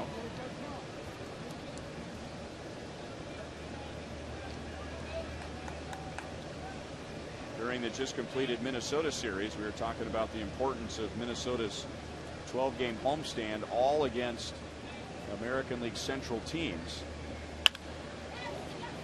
One hop to Moustakas, and there are 2 away in the 7th inning. Well, the White Sox are in an important stretch, and it might be a stretch that they look back on and say it was perhaps the make or break stretch for Ozzie Guillen's White Sox. 19 straight games against the division. They're 5-5 so far. Last 2 years, the White Sox have just been playing very poorly against the division. And that's something you don't want to do since they play each other so many times in the division. And really, this is the one way to get back into it. The doubleheader today for the Twins, that was huge. You know, playing the first place Indians, and even the Royals series in Minneapolis, the 4-game series, was big for the Royals. They're trying to get back over the top and get back past Minnesota. So these games in the division are big because you gain whole games, and you can make a lot of moves. And just think if somebody in the Central Division did what the Rangers are doing, go win 11 in a row. What do you think they would do to the Central Division? They would just turn it upside down. Yeah. But when you look at the West, it didn't really do a lot to separate the Angels from the Rangers. But that's a lot of wins in a row in a division that no one seems to want to take at this time. Well, even with Cleveland's win earlier today, that puts them 6 games above 500. 6 games above 500 in the East would put you 7.5 games back. 3 balls and 2 strikes on Adam Dunn. That's just amazing how fast it could turn around. And Ned Yost has talked about it on a number of occasions. The Royals haven't had that run, and they really feel like it's there based on what they did early in the year. So that's what the feeling is with this team, is that we can go on this run and get it done. So Dunn strikes out. Alcides Escobar will lead off the 7th inning with 2 hits and a run scored tonight.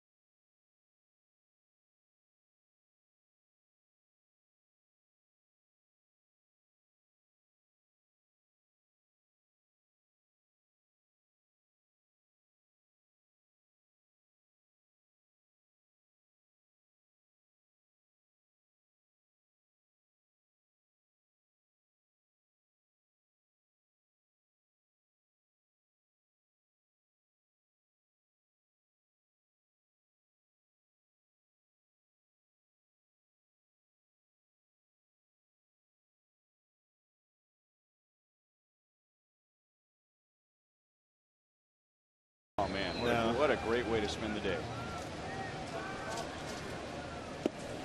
I mean, It's been whitewater rafting before. Steve Kurtenbach, our director, just said in my ear, the Apple River in Wisconsin. That's where I've gone. That's just right over the border from Minnesota. I mean, you sit in a tube, as you could go down the Current River near Salem. Sit in a tube. You might have a tube with some cold beverages or some lunch next to you. There's no work involved at all. Just cruise down the river. Now you want to go, don't you? Not really. No, I'm kidding. It sounds like it'd be a lot of fun. Oh, it's a great way to spend the day.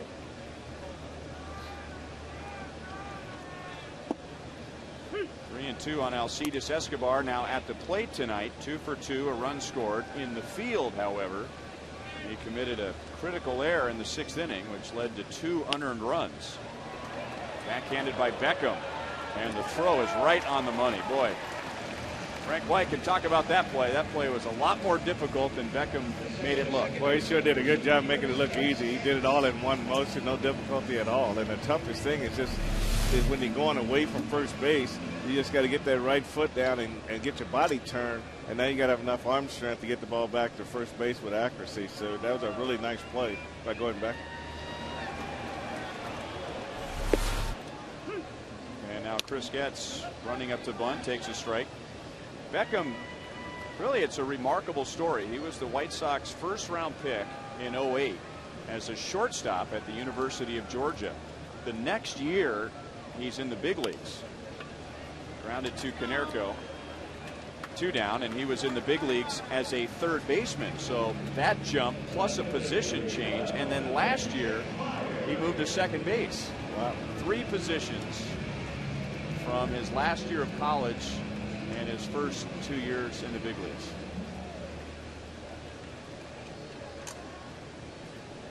So this is not a position he's been playing since he was a little kid. Mitch Meyer 0 for 3, lined out to center field last time up. He made that play like he's been playing second base for quite a while. I miss, Ryan Sandberg went from third base to second base and on to the Hall of Fame.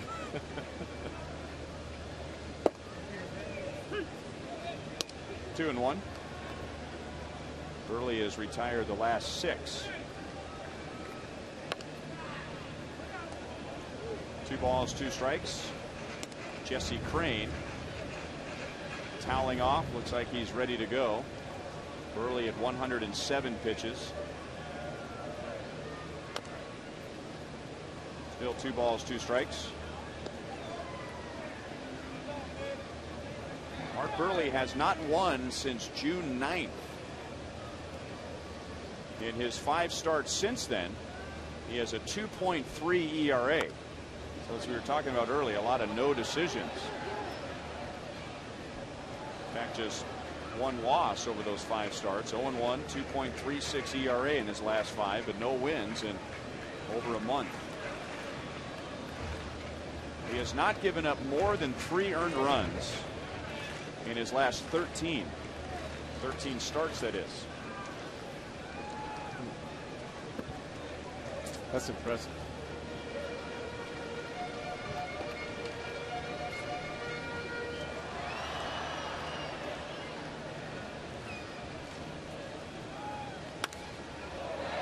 Meyer hits it into left center. Juan Pierre wants it. And now Mark Burley has retired 7 in a row.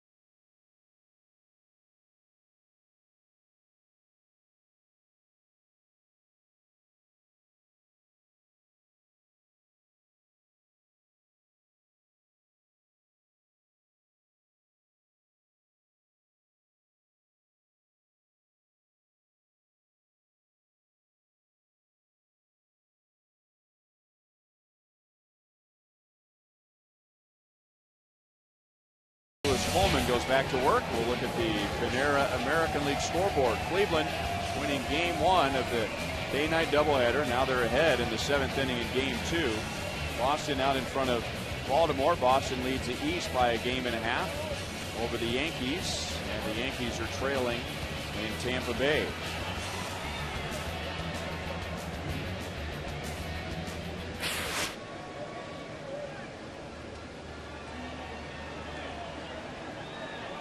Lewis Coleman's 3rd inning, 2nd full inning, with Carlos Quentin, Alex Rios, and A.J. Pierzynski due to bat.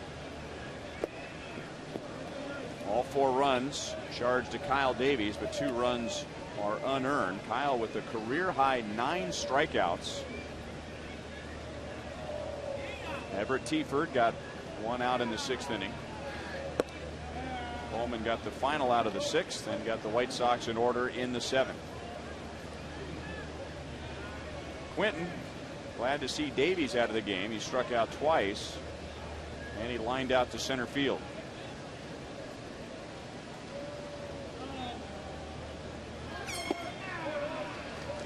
And he's swinging away on 3-0.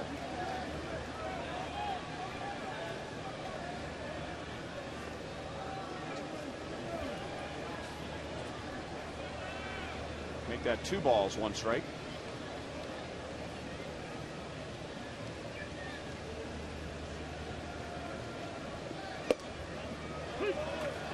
Two and 2.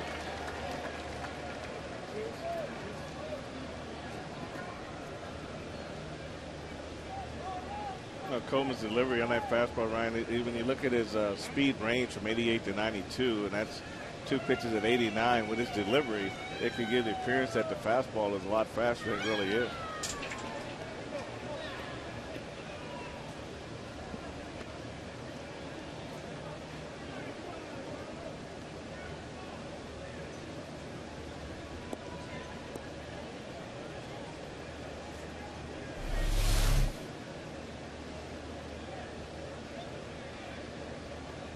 Little discrepancy on the scoreboard. The bat boy thought that was ball 4. He's coming out to get the bat. Or maybe just offer Carlos Quentin a word of encouragement. There's singles leading off the 8th inning, and that's his first hit tonight. I've been there before. Everybody trusts the scoreboard. All the fans trust the scoreboard. This pitch here that Coleman didn't get to the extension side of the plate. That one ran right back into the inside that Carlos Quentin actually jammed it, but he was able to force it out over Moustakas' head in the left field down the line. Meyer does a great job getting to this ball and holding him to a single. Brent Lillibridge will run for Quentin. And Alex Rios will bat. And Rios had a bad night against Kyle Davies. Like Carlos Quentin, 2 strikeouts and a line out, and he's been doing a lot of that tonight, chasing pitches out of the strike zone.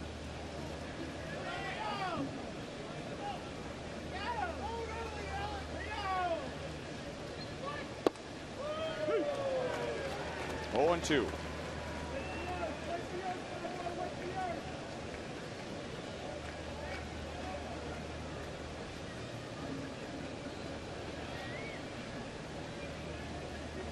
Lillibridge takes off, pitches down and away. Pena's throw not in time. Second base umpire Jerry Meals hesitated before making the call, wanted to get a long look at it. And Lillibridge has a stolen base. Take a good look at it right here. Guess tags him on the shoulder, but I can't get a good look at his hand where it's at. We'll get a better look on this one, right?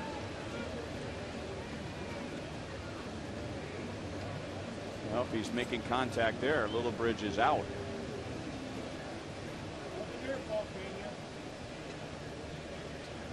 Ryan Pena in the 6th inning gunned down Juan Pierre. That was the final out of the inning, and now Lillibridge at second. 1 ball and 2 strikes on Rios. And now Coleman trying to pick off Lillibridge.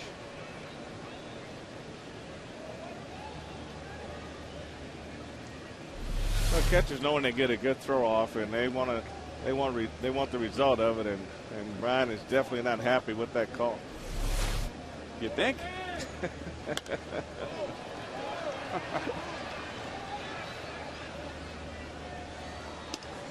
You don't think that was Brian yelling down there, "Hey, great call"? No, not even close.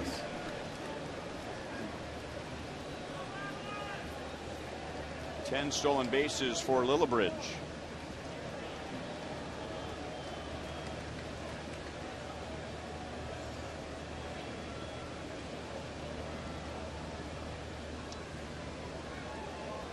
Coleman making sure Lillibridge doesn't take third.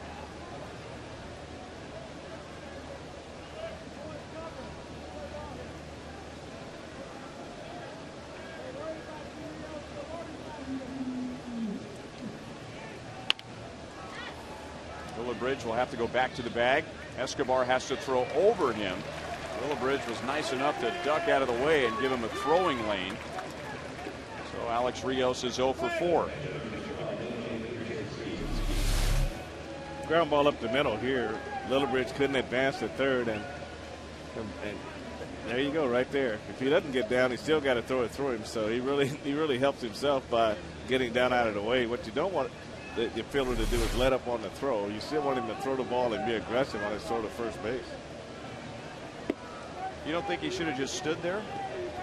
Because Escobar's not going to throw it at him. He's going to have to try and find a way to throw it around him, isn't he? Well, you teach your middle infielders not to throw around hitter, base runners, throw through base runners. Just like on double plays, when a guy comes in too high, your job is just throw it through, keep your line of sight.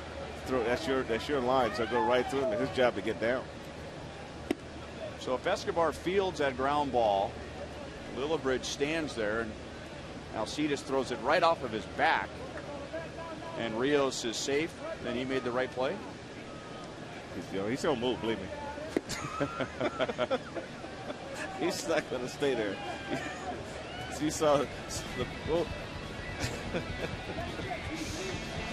Well, if you're looking forward to the Red Sox and the Yankees coming to Kauffman Stadium, they haven't been here all year. They will be here the week of August the 15th.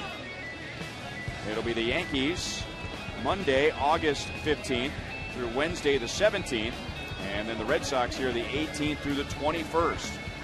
So a week to remember this year at Kauffman Stadium. You can get your tickets now at Royals.com or 1-800-6-ROYALS. 0-1 to Gordon Beckham. Made a good play on defense, and he's 1 for 3 with a run scored at the plate. The biggest play for him at the plate tonight did not result in a hit, but he hit a ground ball to Alcides Escobar, which had a chance to be a double play, an inning-ending double play, but Escobar, throwing to Getz, threw it away, and that led to 2 unearned runs. Tough pitch from Coleman. It's 0-2.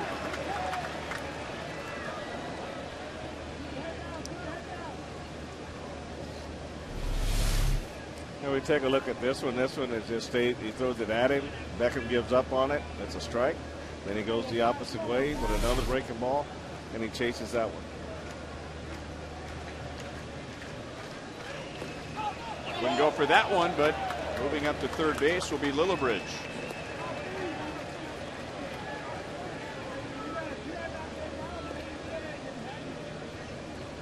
When catchers call pitches from the pitcher and they want it in the ground, Ryan, we've seen a lot of times catchers will bang it right on the ground and say, I want it down here. So they've got to expect it to be down and be able to get in that blocking position. But this one kind of went back to Brian's left and got under him a little bit. So Lillibridge moves up. A.J. Pierzynski did not, so the double play is still in order.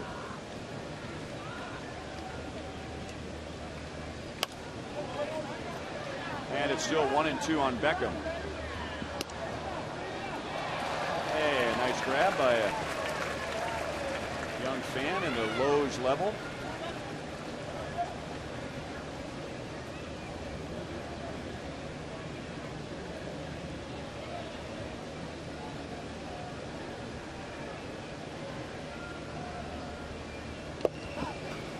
That time Brian able to get some leather on that pitch. Well, that's not easy right there. That's going completely over in the other batter's box to try to block a ball in the dirt. So excellent job by Brian Pena. Now look when this ball hits. This ball hits halfway into the left-handed batter's box, and Brian, I don't know how he did it, but he got out there and got his body in front of it, and the ball went right in his glove. Still 2-2.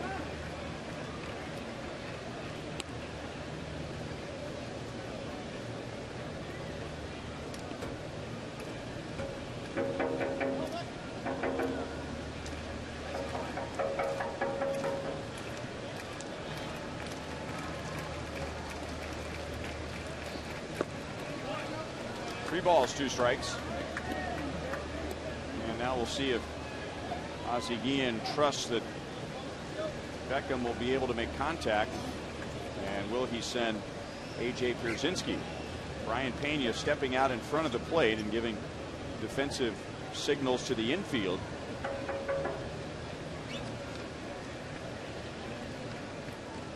Not running. And Beckham hits a ground ball. The Royals will only get 1 out. So Beckham drives in a run. He gets Lillibridge down from third, and Chicago has a 5-2 lead.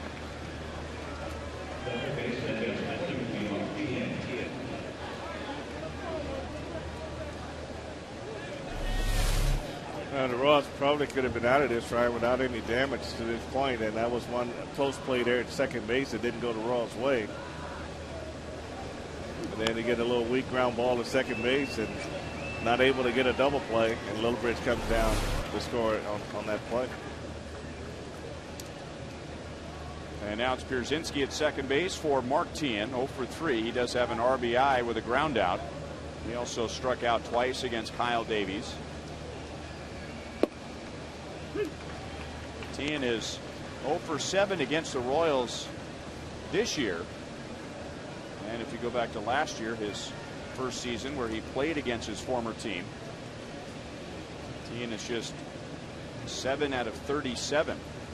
I remember you could tie him up on the inside when he was here with the fastball up around the hands, but if you left the ball out over the plate down a little bit, I'll still see balls that he drove all the way to left center field wall. So he's a strong hitter when he gets his pitch.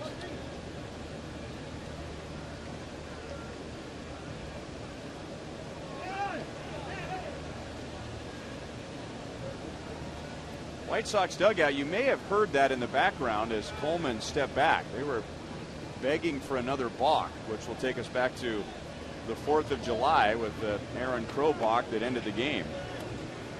So any kind of movement, and Ozzie Guillen and his staff are screaming over on the third base side. A.J. Pierzynski may have played a role in that balk on the 4th of July, trying to get C.B. Bucknor or one of the other umpires to call it a balk. Man, one of those situations where you know you got a rookie pitcher on the mound. It's a pressure situation, and just a veteran team just trying to plant something in everybody's mind. In the air to right field. Jeff Francoeur takes care of Mark Teahen. The White Sox add another run.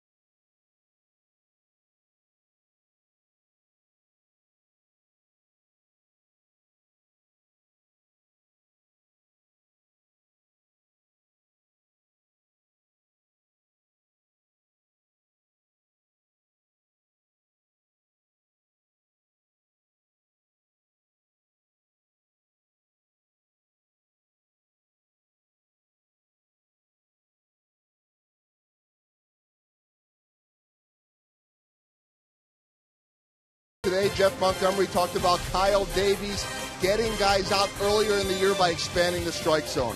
He did that tonight. Monty will review that. We'll have highlights, reaction, comments from Ned Yost and the Royals players. All that, plus we'll take your questions. You can text them in at 432-432 space keyword live after the game. But for now, let's go back to Ryan and Frank, who have been working in the sweltering 120-degree heat of the booth all night. Guys? I didn't say that. Brent Morrell is at third base as we begin the bottom of the 8th inning.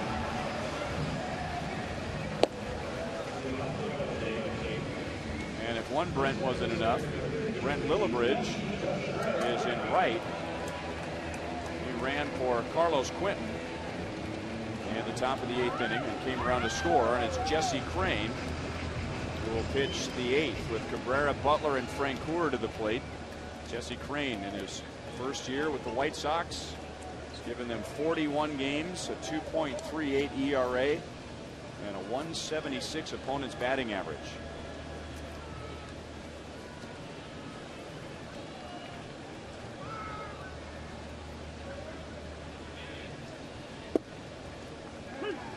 So the Royals with 6 outs to go on offense, down by 3. Royals just finished a series in Minnesota where the final 3 games were decided by 1 run, going down to the last inning, going down to the last pitch.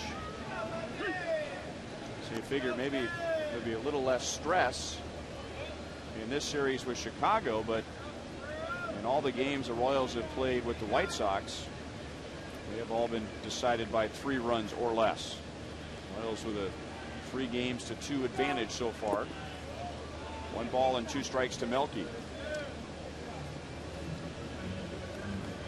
Well, if you're getting good pitching, then you should have low-scoring games if the defense and everything else works the way it should. And I think the Royals being in so many close games, they're all like character builders. They can force you to go back and look at, okay, where they need to tighten up the ship. But as we discussed earlier, with a young team, you just never know where that's going to come from when a mistake does pop up. Melky 1 for 4 with that strikeout. So Crane trying to hold it, hand it off to the very back end of the bullpen, and trying to help Mark Burley win for the first time in over a month.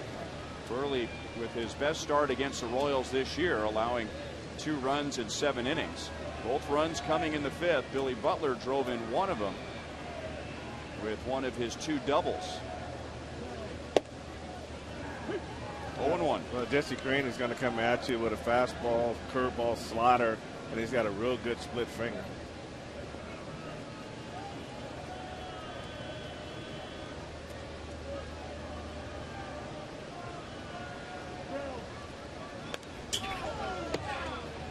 Two.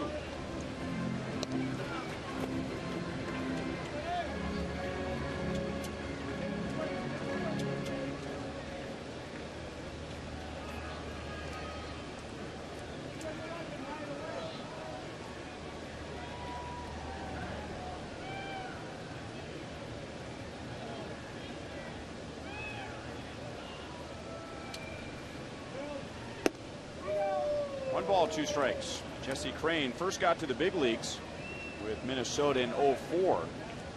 In 2005, he lost his first career game here. To that point, he had a major league record 11 straight wins to begin a career as a reliever. Grounded to Beckham, and there are 2 down in the 8th inning. Remember, you can take the Royals with you wherever you go this season. Subscribe to MLB.tv today.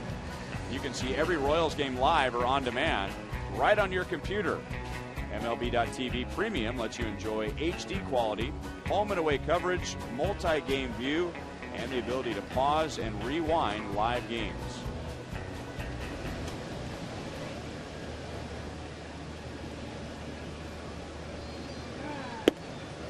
And a hard slider for a strike to Jeff Francoeur.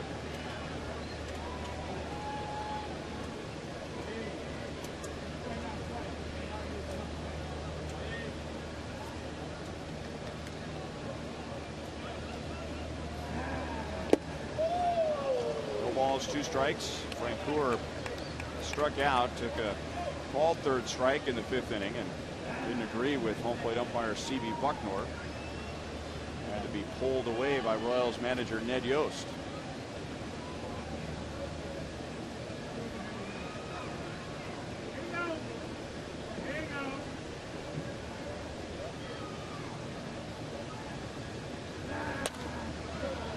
Still 0-2. As a coach, when you get a player now, you kind of have to sense frustration in your players too. And when things aren't going right for you in the game, you got to have a feel for it. And so whenever you see a hitter sit there and jaw with the umpire, you got everybody coming. The first base coach, the third base coach, the next hitter on deck, and the manager. So anything to try to keep that player from saying something, they get kicked out of a ball game. Got it with heat up 96 miles an hour. We go to the 9th. White Sox lead by 3.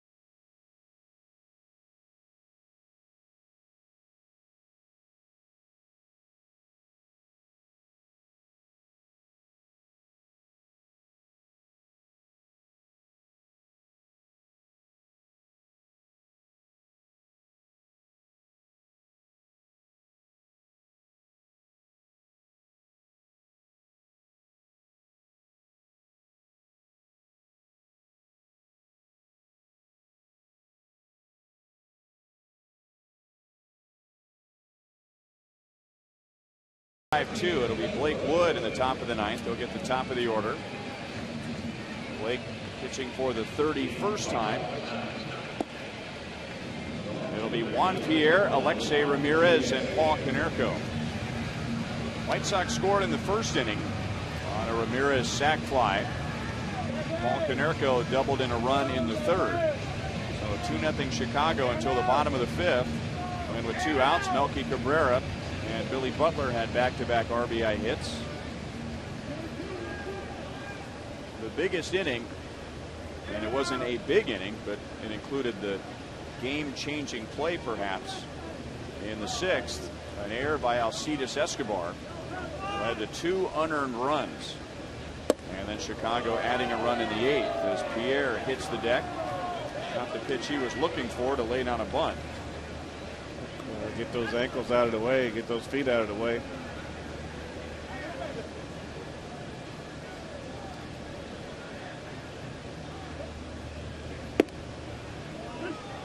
One and one.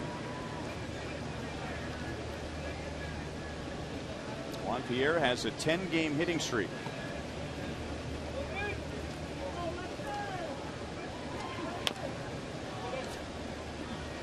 One ball, 2 strikes. And during his 10-game hitting streak, he's added 29 points to his batting average, up to 277.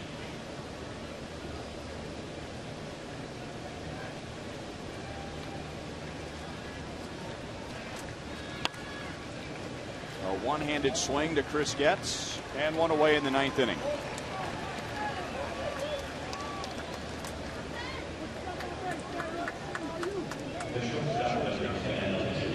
And now Blake Wood will get Alexei Ramirez. Jean-Pierre on the game's second pitch tripled, and then Ramirez got him home with a sacrifice fly, and then Ramirez singled and scored in the third.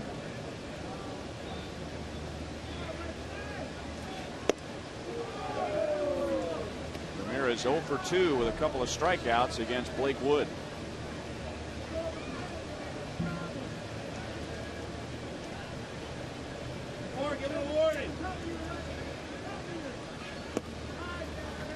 Two balls and no strikes. Danny Duffy will be back tomorrow and will start for the Royals and goes up against the veteran Jake Peavy. Same time tomorrow, 7:10 with the first pitch. IB Royals live at 6:30. Tomorrow is a T-shirt Tuesday. 2-1 on Ramirez.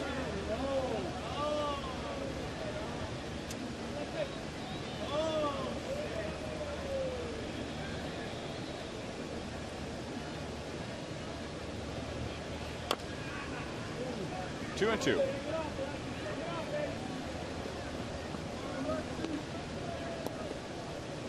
They're in the top of the 8th inning in Minnesota. Cleveland's in front 4-2. Cleveland won the first game 5-2. So after taking 3 out of 4 from the Royals, Minnesota about to lose 2 in one day and lose 2 games on the first place Indians. Blocked by Moustakas. And Hosmer can't help him out, but Hosmer gets a great bounce off the netting, and Ramirez is out at second base.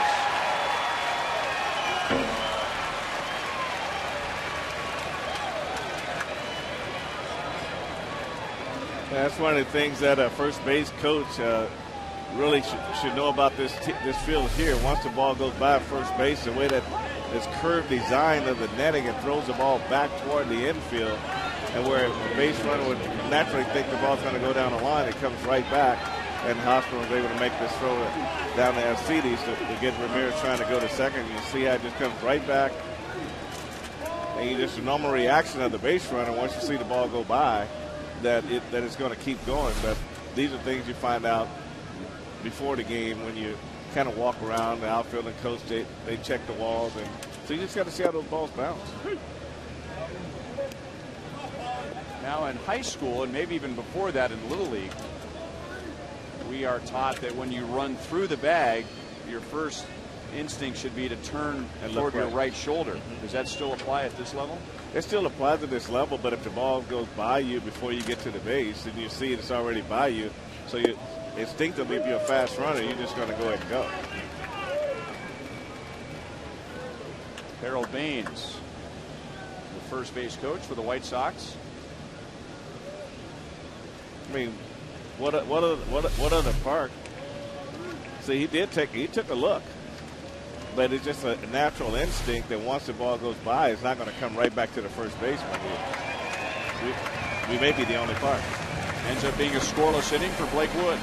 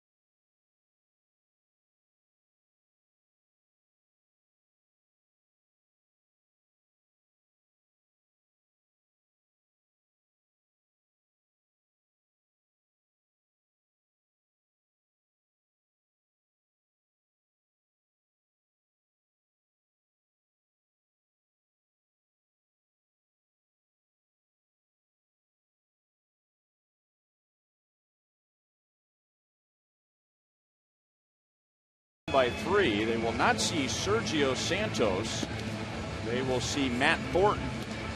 And Thornton got the first crack at being the White Sox closer when the season began, as the White Sox elected not to re-sign Bobby Jenks. He went to the Red Sox, and he's on the disabled list right now for the 3rd time. And Bobby Jenks was missed in April, as Matt Thornton blew his first 4 save opportunities and had an 8.64 ERA in the month of April. So Sergio Santos has 18 saves, and Thornton has 3. And he's pitching because the Royals have some left-hand hitters coming up. Eric Hosmer, then the switch hitter Brian Pena, followed by Mike Moustakas.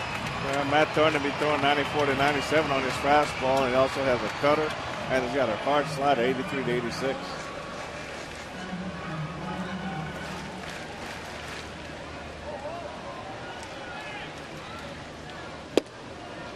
There's 96 with the fastball. Hosmer's first look at Thornton.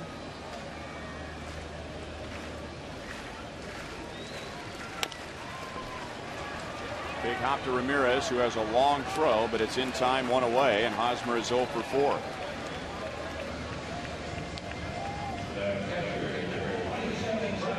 Let's take a look at tonight's Chevy plays of the game.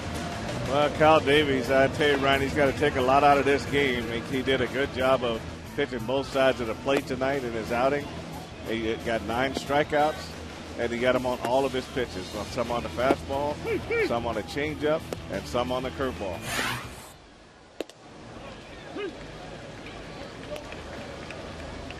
Brian Pena 0 for 3 tonight. All of those at bats against Mark Burley, so he's been batting right-handed all night. And down 0-2.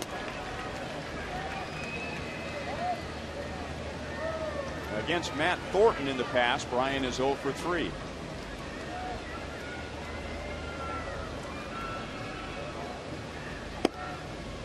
One ball, 2 strikes. The White Sox, before coming to Kansas City, they took 2 out of 3 at Detroit. They have won 5 consecutive road series.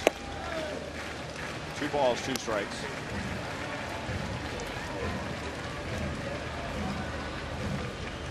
Have lost 6 of their last 8 and trying to avoid falling 20 games below 500.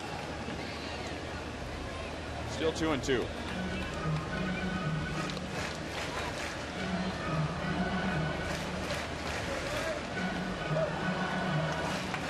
Royals have not scored since they got 2 in the 5th inning, and when they scored 2 in the 5th inning, that tied the game. But Chicago with those 2 unearned runs in the 6th, and they added a run in the 8th. Back to Thornton. 2 outs.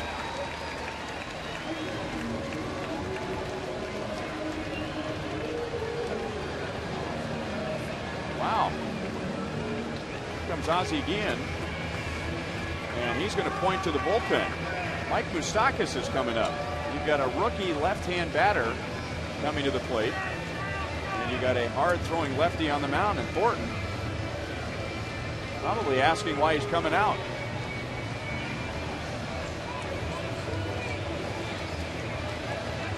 And Thornton, with a smile on his face, walks off the mound as Sergio Santos tries to get the final out.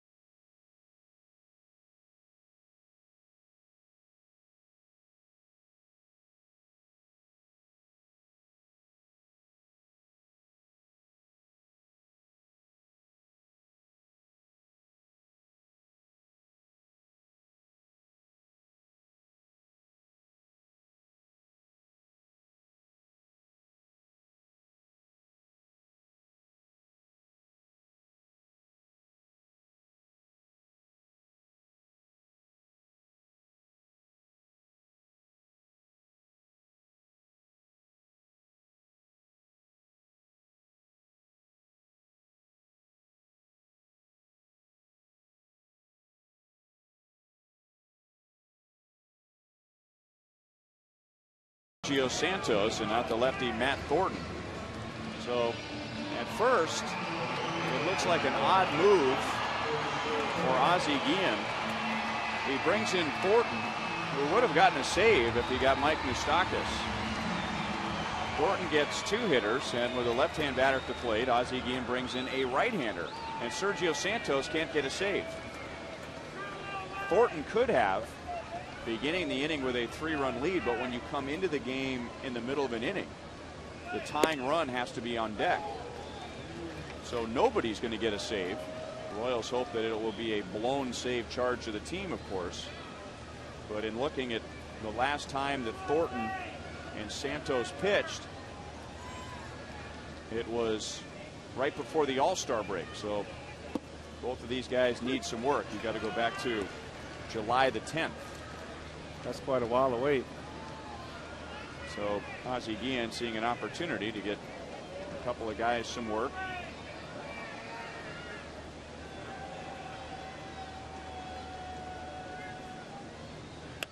Now this is the White Sox as a team should get a save, right? But no individual will have a save. Is that possible? The way you explained it, there's no way, unless unless you get some base runners. But does the team get a save? I mean, it was a 3-run lead. I've never heard of Nobody scored. I've never heard of a team save, though.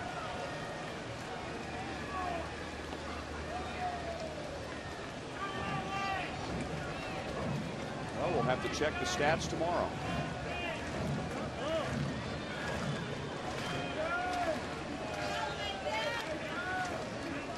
Right now, Don Cooper and Ozzie Guillen are trying to figure that out themselves.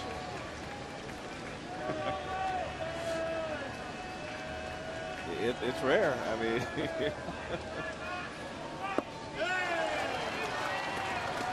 well, the final result is a White Sox win 5-2, so they even the series at 3 games apiece. Mark Burley is the winning pitcher. 5-2 Chicago. We'll be right back.